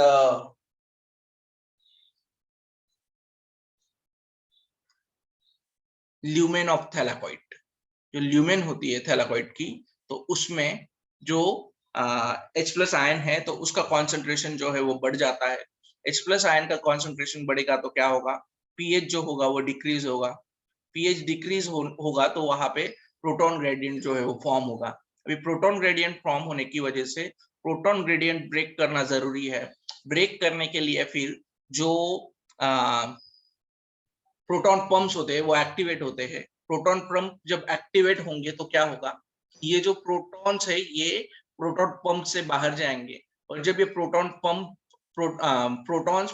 से बाहर जा रहे हैं तो एटीपी सिंथेटेज जो होता है तो वो एक्टिवेट होता है, और एटीपी सिंथेटेज एक्टिवेट होने के बाद एडीपी प्लस पीआई को एटीपी में कन्वर्ट करने का काम करता है। तो इसको बोला जाता है केमियोस्मोटिक हाइपोथेसिस। समझ में आया है? सर फिर से एक बार बताइए। फिर बताइए नहीं फिर से। ओके, ये सिर्फ ओवरव्यू है केमियोस्मोटिक, जो बता रहा हूँ ये ओवरव्यू है कि एग्जैक्ट कंसेप्ट क्या है केमियोस्मोटिक हाइपोथेसिस की। केमियोस्मोटिक हाइपोथेसिस का मतलब होता है सिंथेसिस ऑफ एटीपी मॉलिक्यूल। तो अभी सिंथेसिस, एटीपी कैसे सिंथेसाइज होता है? एटीपी सिंथेसाइज होता है जो ल्यूमेन, ये जो दिख रहा है आपको, ये क्या है, ये जो डायग्राम आपको दिख रही है ये क्या है पूरी, ये है थैलाकोइड। ये क्या है, थैलाकोइड। क्लियर है? Yes sir. Yes sir. ये मेम्ब्रेन है, आउटर मेम्ब्रेन, ये इनर मेम्ब्रेन, ये आउटर मेम्ब्रेन ऑफ थैलाकोइड। इतना क्लियर है? Yes yes sir. ये अंदर क्या होगा उसका, यस ल्यूमेन सर। होगा, ल्यूमेन होगा। इतना क्लियर है? Yes sir. Okay. Yes sir. Water molecule कहाँ पे पाया जाता है बोला था मैंने, लाइट रिएक्शन कहाँ पे होती है, थाइलेकोइड में। थाइलेकोइड में। थाइलेकोइड में वाटर मॉलिक्यूल जो होता है उसका फोटोलाइसिस होगा, होगा या नहीं होगा? Yes sir. Yes sir. अभी यदि ये वाटर मॉलिक्यूल का फोटोलाइसिस हुआ तो देखिए ये डिसोसिएट होगा। डिसोसिएट किस में होगा, 1-2 प्लस H+, 2H+, राइट है? Yes sir. This water molecule is dissociated into 2H+ plus 1-2। Clear है? Yes sir. Yes sir. अभी इसकी Yes, वजह से sir. क्या हुआ, H+ बढ़ा, ठीक है। उसके बाद बाहर का जो स्ट्रोमा का H+ था वो प्लास्टोक्यूनिन की वजह से अंदर आया। वो कैसे आया ये बताता हूँ, लेकिन वो अंदर आया। इसमें क्या हो रहा है, जो H+ का कॉन्सेंट्रेशन है, मतलब प्रोटॉन का कॉन्सेंट्रेशन है तो बढ़ रहा है। तो यहाँ पे क्या फॉर्म हो रहा है, प्रोटॉन ग्रेडियंट फॉर्म हो रहा है। हुआ या नहीं हुआ? हाँ सर। Yes sir. अब ये प्रोटॉन ग्रेडियंट फॉर्म हुआ तो इसकी वजह से क्या होगा, यहाँ पे पीएच इंक्रीज होगा या डिक्रीज होगा H+ की वजह से? इंक्रीज होगा। क्या होगा? डिक्रीज होगा। डिक्रीज होगा। तो डिक्रीज हुआ पीएच। फिर अभी यहाँ पे इस प्रोटॉन ग्रेडियंट को ब्रेक करना जरूरी होता है। एज द पीएच डिक्रीजेस तो ये प्रोटॉन पंप्स को एक्टिवेट करेगा। प्रोटॉन पंप जैसे ही एक्टिवेट होंगे तो क्या होगा, जो प्रोटॉन पंप्स ओपन जैसे ही हुए तो यहाँ से H+ जो है वो बाहर निकलेंगे। 2 H+ जब बाहर निकलेंगे तब एक एटीपी सिंथेसाइज होता है। तो ये क्या करेंगे, जब ये बाहर निकलेंगे तो एटीपी सिंथेसिस में कन्फर्मेशनल चेंजेस करेंगे और कन्फर्मेशनल चेंज की वजह से एटीपी सिंथेस जो है वो एक्टिवेट होगा। एटीपी सिंथेस एक्टिवेट होने के बाद ADP plus pi in presence of 2H+ ions forms ATP. तो इस तरह से एटीपी जो है वो सिंथेसाइज होता है। समझ में आया है? So this is called as chemiosmotic hypothesis. अभी देखिए यहाँ पे एक सेंटेंस मैंने लिखा है, splitting of water molecule takes place in the inner side of the membrane, so proton accumulated in the lumen of the thylakoid. ये मैंने आप लोगों को बताया। क्लियर है इतना? ये स्लाइड क्लियर है? ओके। अभी जब इलेक्ट्रॉन मूव्स होते हैं through the photosystem, protons are transported across the membrane. It is due to the removal of proton from stroma for following reasons. मतलब क्या? जब इलेक्ट्रॉन मूव होते हैं इन द फोटोसिस्टम, जब फोटोसिस्टम में मतलब PS1 और PS2 में, तो ये देखिए ये नॉन साइक्लिक फोटोफॉस्फोरिलेशन शो किया गया है यहाँ पे। तो यहाँ पे जब इलेक्ट्रॉन मूव होंगे तो इलेक्ट्रॉन मूव होने की वजह से क्या होंगे, प्रोटॉन जो होंगे they are transported into the membrane, across the membrane. तो ये प्रोटॉन्स होंगे, ये ट्रांसपोर्टेड होंगे अक्रॉस द मेम्ब्रेन। और वो ये क्यों रिमूव किए जाते हैं प्रोटॉन्स फ्रॉम स्ट्रोमा, तो वो कुछ फॉलोइंग रीजंस की वजह से रिमूव किए जाते हैं फ्रॉम द स्ट्रोमा। तो पहला रीजन क्या है? First reason is the primary electron acceptor is located towards the outer side of the membrane. जो प्राइमरी इलेक्ट्रॉन एक्सेप्टर होता है, दैट इज इसका जो प्राइमरी इलेक्ट्रॉन एक्सेप्टर होगा वो कहाँ पे होगा? यहाँ पे होगा। और इलेक्ट्रॉन जैसे ही इलेक्ट्रॉन यहाँ पे आ जाएगा तो प्रोटॉन्स अंदर जाना जरूरी है, because to maintain the electro potential of the cell. तो इलेक्ट्रिक पोटेंशियल मेंटेन करने के लिए जब माइनस उधर जाएगा तो प्लस इधर आएगा। तो इस तरह से फिर जो इलेक्ट्रॉन जब एक्सेप्ट होगा तो प्रोटॉन जो है वो अक्रॉस द मेम्ब्रेन मूव होगा। ठीक है?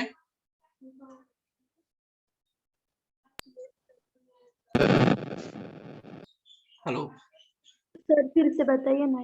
देखिए क्या हो रहा है, अभी यहाँ पे इलेक्ट्रॉन एक्सेप्टर जो है, तो इलेक्ट्रॉन एक्सेप्टर ये इलेक्ट्रॉन जो था वो ये हुआ, एक्साइट हुआ।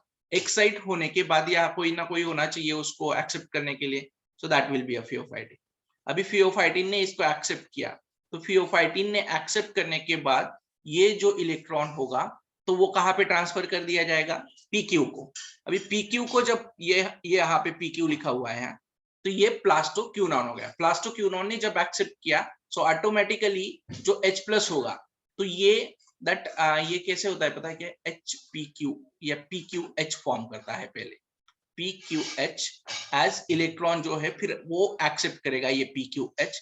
इलेक्ट्रॉन एक्सेप्ट करने के बाद जब इलेक्ट्रॉन ट्रांसफर होगा to the side of chrome B complex, तो ये H+ जो होगा ये मूव हो जाएगा into the lumen of the thylakoid. समझ में आया क्या?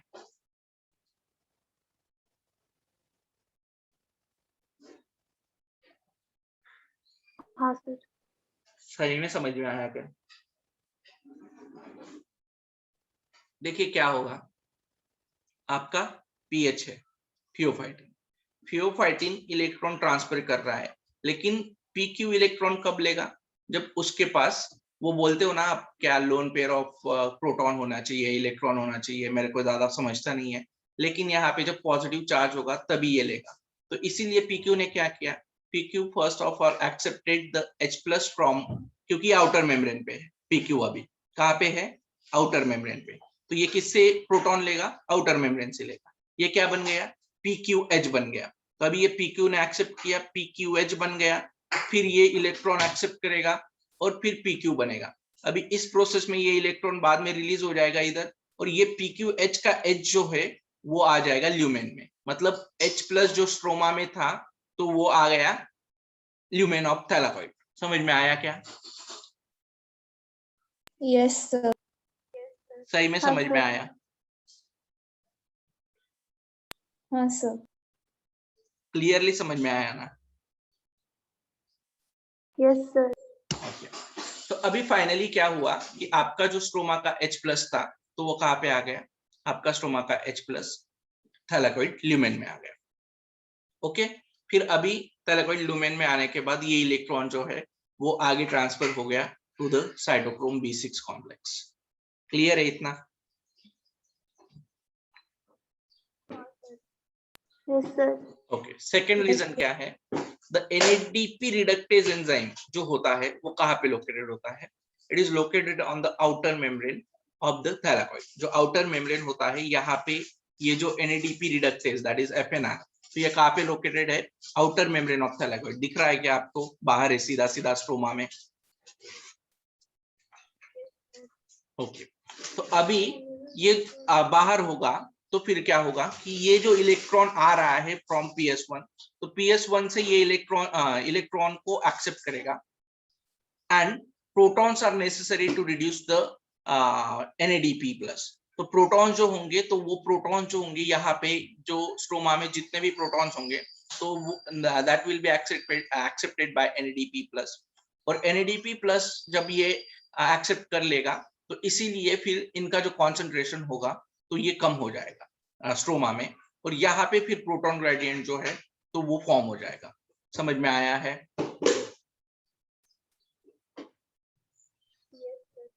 तो स्ट्रोमा में इस तरह से H+ आयंस जो है, कुछ H+ आयंस जो है वो अक्रॉस द मेम्ब्रेन चले जाते हैं, मतलब ल्यूमेन में आ जाते हैं। कुछ जो है वो रिमूव किए जाते हैं, दैट इज NADP+ को रिड्यूस करने के लिए यूज किए जाते हैं, और इस तरह से जो प्रोटॉन्स है वो स्ट्रोमा से रिमूव कर दिए जाते हैं। स्ट्रोमा से रिमूव करने की वजह से कॉन्सेंट्रेशन जो होगा वो कहाँ पे बनेगा? लो कॉन्सेंट्रेशन स्ट्रोमा में हो जाएगा और हाई कॉन्सेंट्रेशन किस में रहेगा? ल्यूमेन ऑफ थैलेकॉइड में होगा। क्लियर है?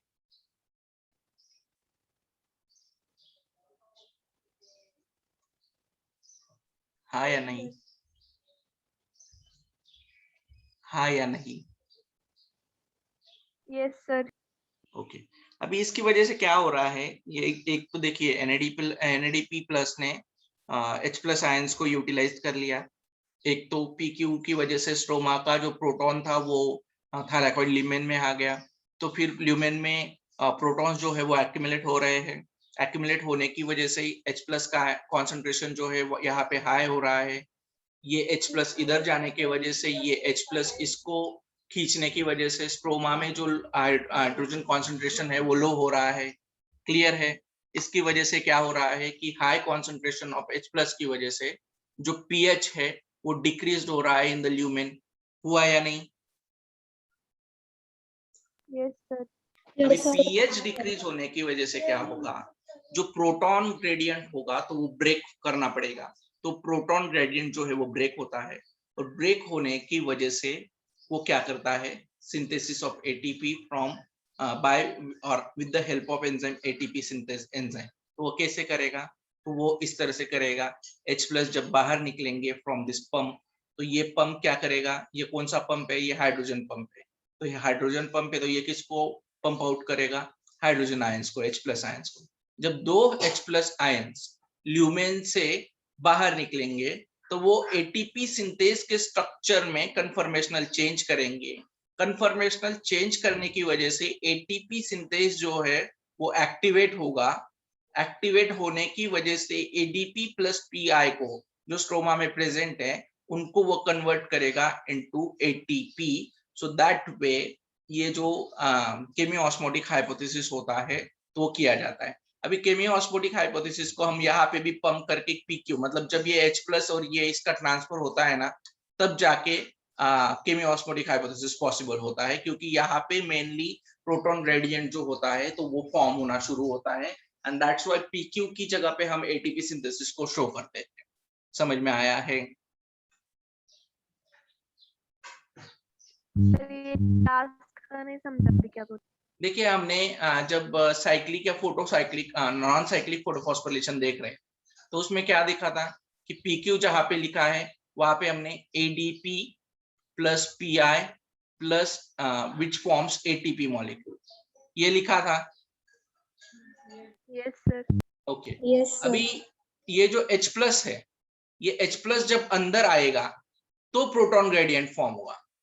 तब तक प्रोटॉन ग्रेडियंट फॉर्म होगा क्या? No sir. नहीं होगा, No, क्योंकि sir. H+ आयंस इधर भी रहेंगे, H+ आयंस इधर कम रहेंगे, इधर भी कम रहेंगे, मतलब दोनों का जो डिफरेंस होगा वो इक्वल होगा, इसलिए प्रोटॉन ग्रेडियंट फॉर्म नहीं होगा। जब ये H प्लस यहाँ आएंगे तभी प्रोटॉन ग्रेडियंट फॉर्म होगा, और जब प्रोटॉन ग्रेडियंट फॉर्म होगा तभी ये जो पीएच जो होगा वो डिक्रीज होगा, और पीएच जब डिक्रीज होगा तभी जाके आपका जो हाइड्रोजन पंप होगा या प्रोटॉन पंप होगा तो वो एक्टिवेट होगा, मतलब ओपन होगा, और फिर एटीपी सिंथेसिस होगा। इसीलिए हम पीक्यू के टाइम पे ही कि एटीपी कब सिंथेसिस होता है, जब इलेक्ट्रॉन यहाँ से यहाँ पे मूव करता है फ्रॉम पीक्यू, तब जाके आपका इलेक्ट्रॉन एटीपी जो है वो सिंथेसिस होता है। इतना समझ में आया है? Yes sir. Okay. Yes sir.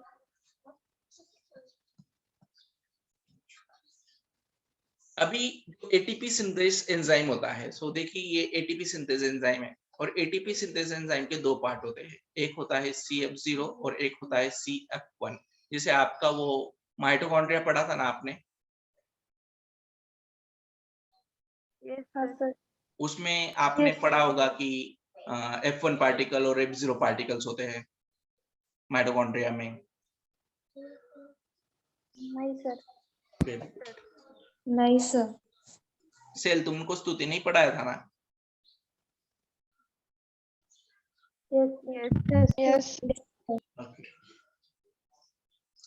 आपको सिर्फ माइटोकॉन्ड्रिया ऐसा निकाल दिया, उसका इनर और आउटर मेम्ब्रेन निकाल दिया ऐसा करके, ठीक है, और बता दिया कि ये आउटर मेम्ब्रेन होता है, ये इनर मेम्ब्रेन होता है, ये इंटर मेम्ब्रेन स्पेस होता है, या इंटर माइटोकॉन्ड्रियल मेम्ब्रेन स्पेस होता है, ये मैट्रिक्स होता है, इसमें खुद का डीएनए होता है, ये डबल मेम्ब्रेन बाउंड ऑर्गेनेली होता है। इसके आगे और क्या बताया तुमको माइटोकॉन्ड्रिया के बारे में?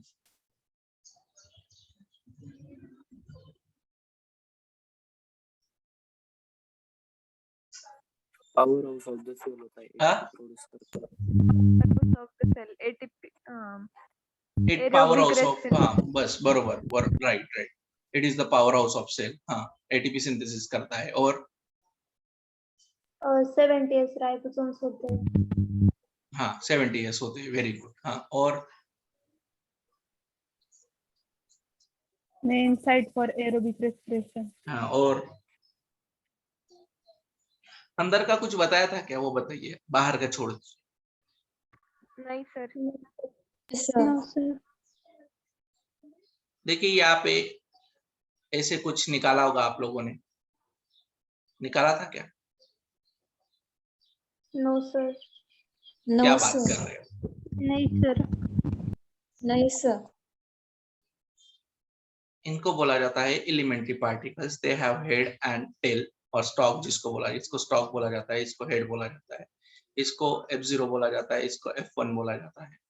तो इस तरह, सॉरी, इसको F1 बोला जाता है और इसको F0 बोला जाता है। जैसे ये स्ट्रक्चर दिख रहा है ना, वैसे ही ये भी स्ट्रक्चर होता है। जैसे मैंने ये निकाला ना ऐसे, तो अभी इसको बड़ा कर लीजिए, ये ऐसा दिखेगा फिर, तो ये इस तरह से दिखता है। सो जिस तरह से माइटोकॉन्ड्रिया में आपको ये पार्टिकल दिखते हैं, that is F1 and F0, तो ये यहाँ पे आपको CF1 इसलिए दिया गया है क्योंकि ये क्लोरोप्लास्ट के पार्टिकल्स है, इसीलिए यहाँ पे CF1 दिया गया है। तो ठीक है, अभी क्या बोलूं वही नहीं समझ रहा मेरे को, ठीक है। तो देखिए एटीपी सिंथेस जो एंजाइम होता है, they consist of two parts, one is CF0, नीचे वाला जो होता है वो CF0 होता है, और ऊपर वाला जो होता है वो CF1 होता है। CF1 कहाँ पे होता है? ये बाहर होता है, outer surface of the thylakoid membrane. जैसे आप देख रहे हो तो ये उल्टा है, तो ये कहाँ पे है CF1? ये outer surface of the thylakoid membrane है। और ये क्या करता है? ये the energy due to the breakdown of gradient causes the conformational changes in CF1 particle. CF1 particle में conformational changes होते हैं, और conformational changes होने की वजह से जो ATP जो होता है वो एक्टिवेट होता है, और एक्टिवेट होने के बाद वो ADP प्लस PI को ATP में कन्वर्ट करने का, ATP सिंथेसिस करने का काम करता है। CF0 जो होता है वो ट्रांस मेम्ब्रेन में होता है, मतलब मेम्ब्रेन के बीच में ये जो है वो एम्बेडेड होता है, embedded in the membrane and forms trans membrane channel. वो क्या कर रहा है? ट्रांस मेम्ब्रेन मतलब मेम्ब्रेन के बीच में चैनल फॉर्म कर रहा है, और ये क्या करता है? It carries out the facilitated diffusion of proton. ये क्या कर रहा है? फैसिलिटेड डिफ्यूजन जो है तो प्रोटॉन का कर रहा है। तो इसकी वजह से क्या होगा, प्रोटॉन जो होंगे तो वो ल्यूमेन से बाहर निकलेंगे और इस तरह से जो प्रोटॉन ग्रेडियंट होगा तो वो ब्रेक होगा। और प्रोटॉन ग्रेडियंट ब्रेक होने के बाद ये प्रोटॉन ग्रेडियंट क्या करेंगे, ये कुछ अमाउंट ऑफ एनर्जी जो है वो फॉर्म करेंगे। इसकी वजह से CF1 में कन्फर्मेशनल चेंजेस होंगे। CF1 में कन्फर्मेशनल चेंजेस होने की वजह से एटीपेज सिंथेस एक्टिवेट होगा। एटीपेज सिंथेस एक्टिवेट होने के बाद वो ADP प्लस PI को ATP में कन्वर्ट करेगा और इस तरह से ATP सिंथेसिस जो होता है वो होता है in the thylakoid of the chloroplast, and this hypothesis is called as chemiosmotic hypothesis. समझ में आया है? No sir. नहीं सर। No, sir. नहीं सर। क्या नहीं समझ में आया तुम लोगों को?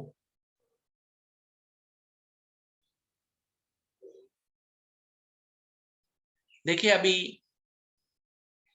फिर से एक बार मैं आप लोगों को ठीक से बताने की कोशिश करता हूँ। वैसे ठीक से ही बताया था। ये थैलाकॉइड है, यहाँ पे H+ का कॉन्सेंट्रेशन बढ़ गया है, pH डिक्रीज हुआ है, हुआ। अभी ये प्रोटॉन ग्रेडियंट ब्रेक तो करना पड़ेगा ना, एज बहुत सारा pH यदि डिक्रीज हो गया तो फिर वो माइटोकॉन्ड्रिया या सेल जो है वही डेड हो जाएगी, होगी या नहीं होगी? हाँ सर। Yes, अभी sir. ये प्रोटॉन ग्रेडियंट ब्रेक होना चाहिए, होना चाहिए या नहीं? Yes sir. तो pH जब Yes, sir. डिक्रीज होगा तो प्रोटॉन ग्रेडियंट ब्रेक होगा। मतलब क्या, ये जो स्ट्रक्चर दिख रहा है आपको, मतलब जो प्रोटॉन पंप होंगे वो एक्टिवेट होंगे due to the proton pump. Proton pumps will get activated. क्यों एक्टिवेट होंगे? क्योंकि pH जो है ल्यूमेन का वो डिक्रीज होगा है, ये ल्यूमेन है। इतना क्लियर है? Yes, sir. हाँ। Yes, sir. अभी ये प्रोटॉन एक्टिवेट होंगे तो यहां से डिफ्यूजन की प्रोसेस से H+ आयंस जो होंगे वो इस एटीपेज सिंथेसिस एंजाइम से बाहर आए, क्योंकि ये भी जो पार्ट है ये एटीपेज सिंथेसिस का, ये भी जो पार्ट है ये एटीपेज सिंथेसिस का है। तो डिफ्यूजन से ये जो H+ होंगे ये बाहर आए। आया H+ बाहर, एक 1H+ डिफ्यूजन के थ्रू बाहर आया, फिर दूसरा H+ डिफ्यूजन के थ्रू बाहर। अभी जब ये H+ बाहर आ रहा था तो उस समय क्या हुआ, उस समय जब जो एनर्जी थी due to the breakdown of proton gradient, तो उसने क्या किया, उसने इस पार्ट को, ये जो पार्ट बाहर दिख रहा है आपको दैट इज CF1, तो CF1 को क्या किया, CF1 में कन्फर्मेशनल चेंजेस किए। क्या किए? Conformational changes. कन्फर्मेशनल चेंजेस की वजह से ये इनएक्टिवेटेड ATP सिंथेस था तो वो एक्टिवेट हुआ, इनएक्टिवेटेड वो एक्टिवेट हुआ। हुआ या नहीं?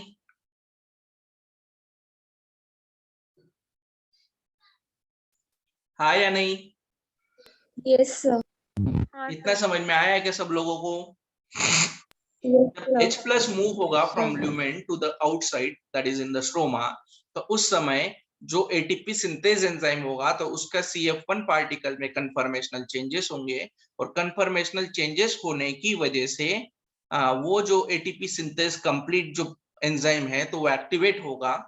एक्टिवेट होगा तो क्या करेगा, उसका काम ही है सिंथेसिस ऑफ ATP। किससे सिंथेसिस करेगा? ADP। ADP के साथ क्या लगेगा? IP that is inorganic phosphate. Inorganic phosphate जब ये दोनों ADP सिंथेसिस के प्रेजेंस में कंबाइन होंगे तो वो ATP सिंथेसाइज करेंगे। तो इस तरह से फिर फाइनली ATP सिंथेसिस होगा। समझ में आया है या नहीं आया है ये बताइए। Yes, sir. किसी को नहीं आया है तो वो भी Yes, बताइए। सर वो ADP स्ट्रोमा से आता है क्या, मतलब बाहर से आता है ना? ADP स्ट्रोमा में ही होता है। हाँ क्यों सर। स्ट्रोमा में होगा? इसका रीजन है क्योंकि स्ट्रोमा में डार्क रिएक्शन होती है, और डार्क रिएक्शन में जब एनाबॉलिज्म होता है तो ATP जो होता है it will be converted into ADP। तो ADP में कन्वर्ट होगा तो ADP ऑलरेडी प्रेजेंट है। सही है? Yes sir. हाँ, तो इसीलिए फिर इस तरह से एटीपी सिंथेसिस जो है वो किया जाएगा। क्लियर है? Yes sir. कोई ऐसा है जिसको नहीं समझ में आया है? प्लीज जल्दी बताइए।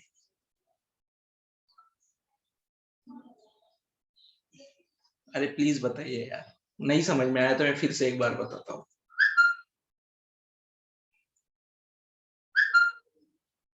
ओके चलिए, सो होप आप लोगों को समझ में आया है। सब लड़कों को समझ में आ गया क्या? लड़के हैं क्या? चले गए? Yes sir. Yes sir. Okay okay, यदि कोई डाउट है तो पूछ लीजिएगा। दैट वे एटीपी सिंथेसिस जो होता है, और इस एटीपी सिंथेसिस की हाइपोथेसिस को, मतलब किस तरह से एटीपी जो है वो सिंथेसाइज्ड हुआ है, उस हाइपोथेसिस को कीमियो ऑस्मोटिक हाइपोथेसिस जो है वो बोला जाता है। अभी यहाँ पे एक चीज मैंने बताई नहीं आपको, जब दो हाइड्रोजन 2H+ जब डिफ्यूज्ड होके ल्यूमेन से स्ट्रोमा में आएंगे तब जाके एक एटीपी सिंथेसाइज होगा। मतलब for 1 ATP synthesis how many protons are needed? 2H+ are needed. कितने? 2H+ जब ल्यूमेन से स्ट्रोमा में आएंगे तब 1 एटीपी मॉलिक्यूल जो है वो सिंथेसाइज होगा। क्लियर है? Yes sir. Okay, so that will be with the chemiosmotic hypothesis। कि chemiosmotic hypothesis क्या है? सिंपल सी चीज है। chemiosmotic hypothesis मतलब एटीपी सिंथेसिस। एटीपी सिंथेसिस कब होगा? जब प्रोटॉन ग्रेडियंट फॉर्म होगा। प्रोटॉन ग्रेडियंट कैसे फॉर्म होगा? फोटोलाइसिस ऑफ वाटर की वजह से H+ आयन का कॉन्सेंट्रेशन बढ़ेगा ल्यूमेन में। H+ जो स्ट्रोमा में है, तो वो जब इलेक्ट्रॉन ट्रांसफर होगा, तो इलेक्ट्रॉन ट्रांसफर होने की वजह से जो स्ट्रोमा का H+ है वो अंदर आएगा। जो और H+ है स्ट्रोमा में वो यूटिलाइज किया जाएगा फॉर NADP प्लस रिडक्शन, और इस तरह से स्ट्रोमा का कॉन्सेंट्रेशन लो होगा। इसकी वजह से ल्यूमेन में कॉन्सेंट्रेशन हाई रहेगा। इसकी वजह से प्रोटॉन ग्रेडियंट फॉर्म होगा। प्रोटॉन ग्रेडियंट फॉर्म होने की वजह से पीएच डिक्रीज होगा। पीएच डिक्रीज होने की वजह से जो आपका प्रोटॉन पंप होगा, तो वहां से मतलब वो एक्टिवेट होगा। वहां से डिफ्यूजन के थ्रू हाइड्रोजन आयन मतलब परमिएबल होगा। हाइड्रोजन आयन जो होंगे तो वो वहां से फिर मतलब ब्रेक डाउन करना पड़ेगा प्रोटॉन ग्रेडियंट को। और प्रोटॉन ग्रेडियंट जब ब्रेक डाउन होगा, मतलब हाइड्रोजन आयन ल्यूमेन से जब स्ट्रोमा की तरफ मूव होंगे, तो जब दो हाइड्रोजन आयंस ल्यूमेन से स्ट्रोमा की तरफ मूव होंगे with the help of ATP synthesis, तो वहां पे जैसे ही दो हाइड्रोजन आयंस मूव होंगे from the lumen to the stroma, तो एटीपेज सिंथेसिस के CF1 का जो ये होगा, सब यूनिट होगा CF1, तो उस सब यूनिट में कन्फर्मेशनल चेंजेस होंगे, और कन्फर्मेशनल चेंजेस होने की वजह से फिर एटीपेज सिंथेस एक्टिवेट होगा। एटीपेज सिंथेस एक्टिवेट होने की वजह से ADP plus PI already stroma में प्रेजेंट रहता है, तो ये ADP प्लस PI जो होगा तो वो कन्वर्ट होगा into the ATP, and that way ATP is synthesized, and this hypothesis is called as chemiosmotic hypothesis। समझ में आया है? Yes sir. Yes sir. Yes sir. तो होपफुली आप लोगों को chemiosmotic hypothesis समझ में आया है। In next lecture we'll go for the dark reaction, that is biosynthetic phase। यहाँ पे जो लाइट रिएक्शन के प्रोडक्ट होते हैं, जो ATP बनाया और NADPH बनाया, तो वो यूटिलाइज किए जाएंगे। ATP और NADPH यूटिलाइज किए जाएंगे तो वो क्या बनाएंगे? तो बायोसिंथेटिक प्रोडक्ट बनाएंगे, लाइक कोई भी शुगर बनाएंगे। तो कैसे बनाएंगे वो देखेंगे। तो उसमें हमें 3 तरह की साइकिल एक्चुअली पढ़नी है, लेकिन तीसरी साइकिल वो ज्यादा नहीं है, वो थोड़ा सा इंफॉर्मेशन है वो। तो हमें डार्क में पढ़ना है पहले कैल्विन साइकिल, दूसरा that is called as C3। दूसरा पढ़ना है हमें Hatch Slack cycle, that is called as C4। ये दोनों पढ़ने हैं, और उसके साथ साथ हम थोड़ा सा कैम्प पाथवे के बारे में पढ़ेंगे। तो डार्क रिएक्शन कल कोशिश करेंगे खत्म करने की, एज बहुत सारी चीजें हैं इसमें C3 और C4 में। और उसके बाद फिर हम कैम्प पाथवे पढ़ेंगे, कैम्प पाथवे होता क्या है, और फिर हम फैक्टर्स अफेक्टिंग द फोटोसिंथेसिस की तरफ देखेंगे। ठीक है? Yes sir. Yes sir. So thank you very much. Take care. Bye. Bye. stay at home and Bye, stay sir. safe. Bye bye. Bye, sir. Bye. Bye.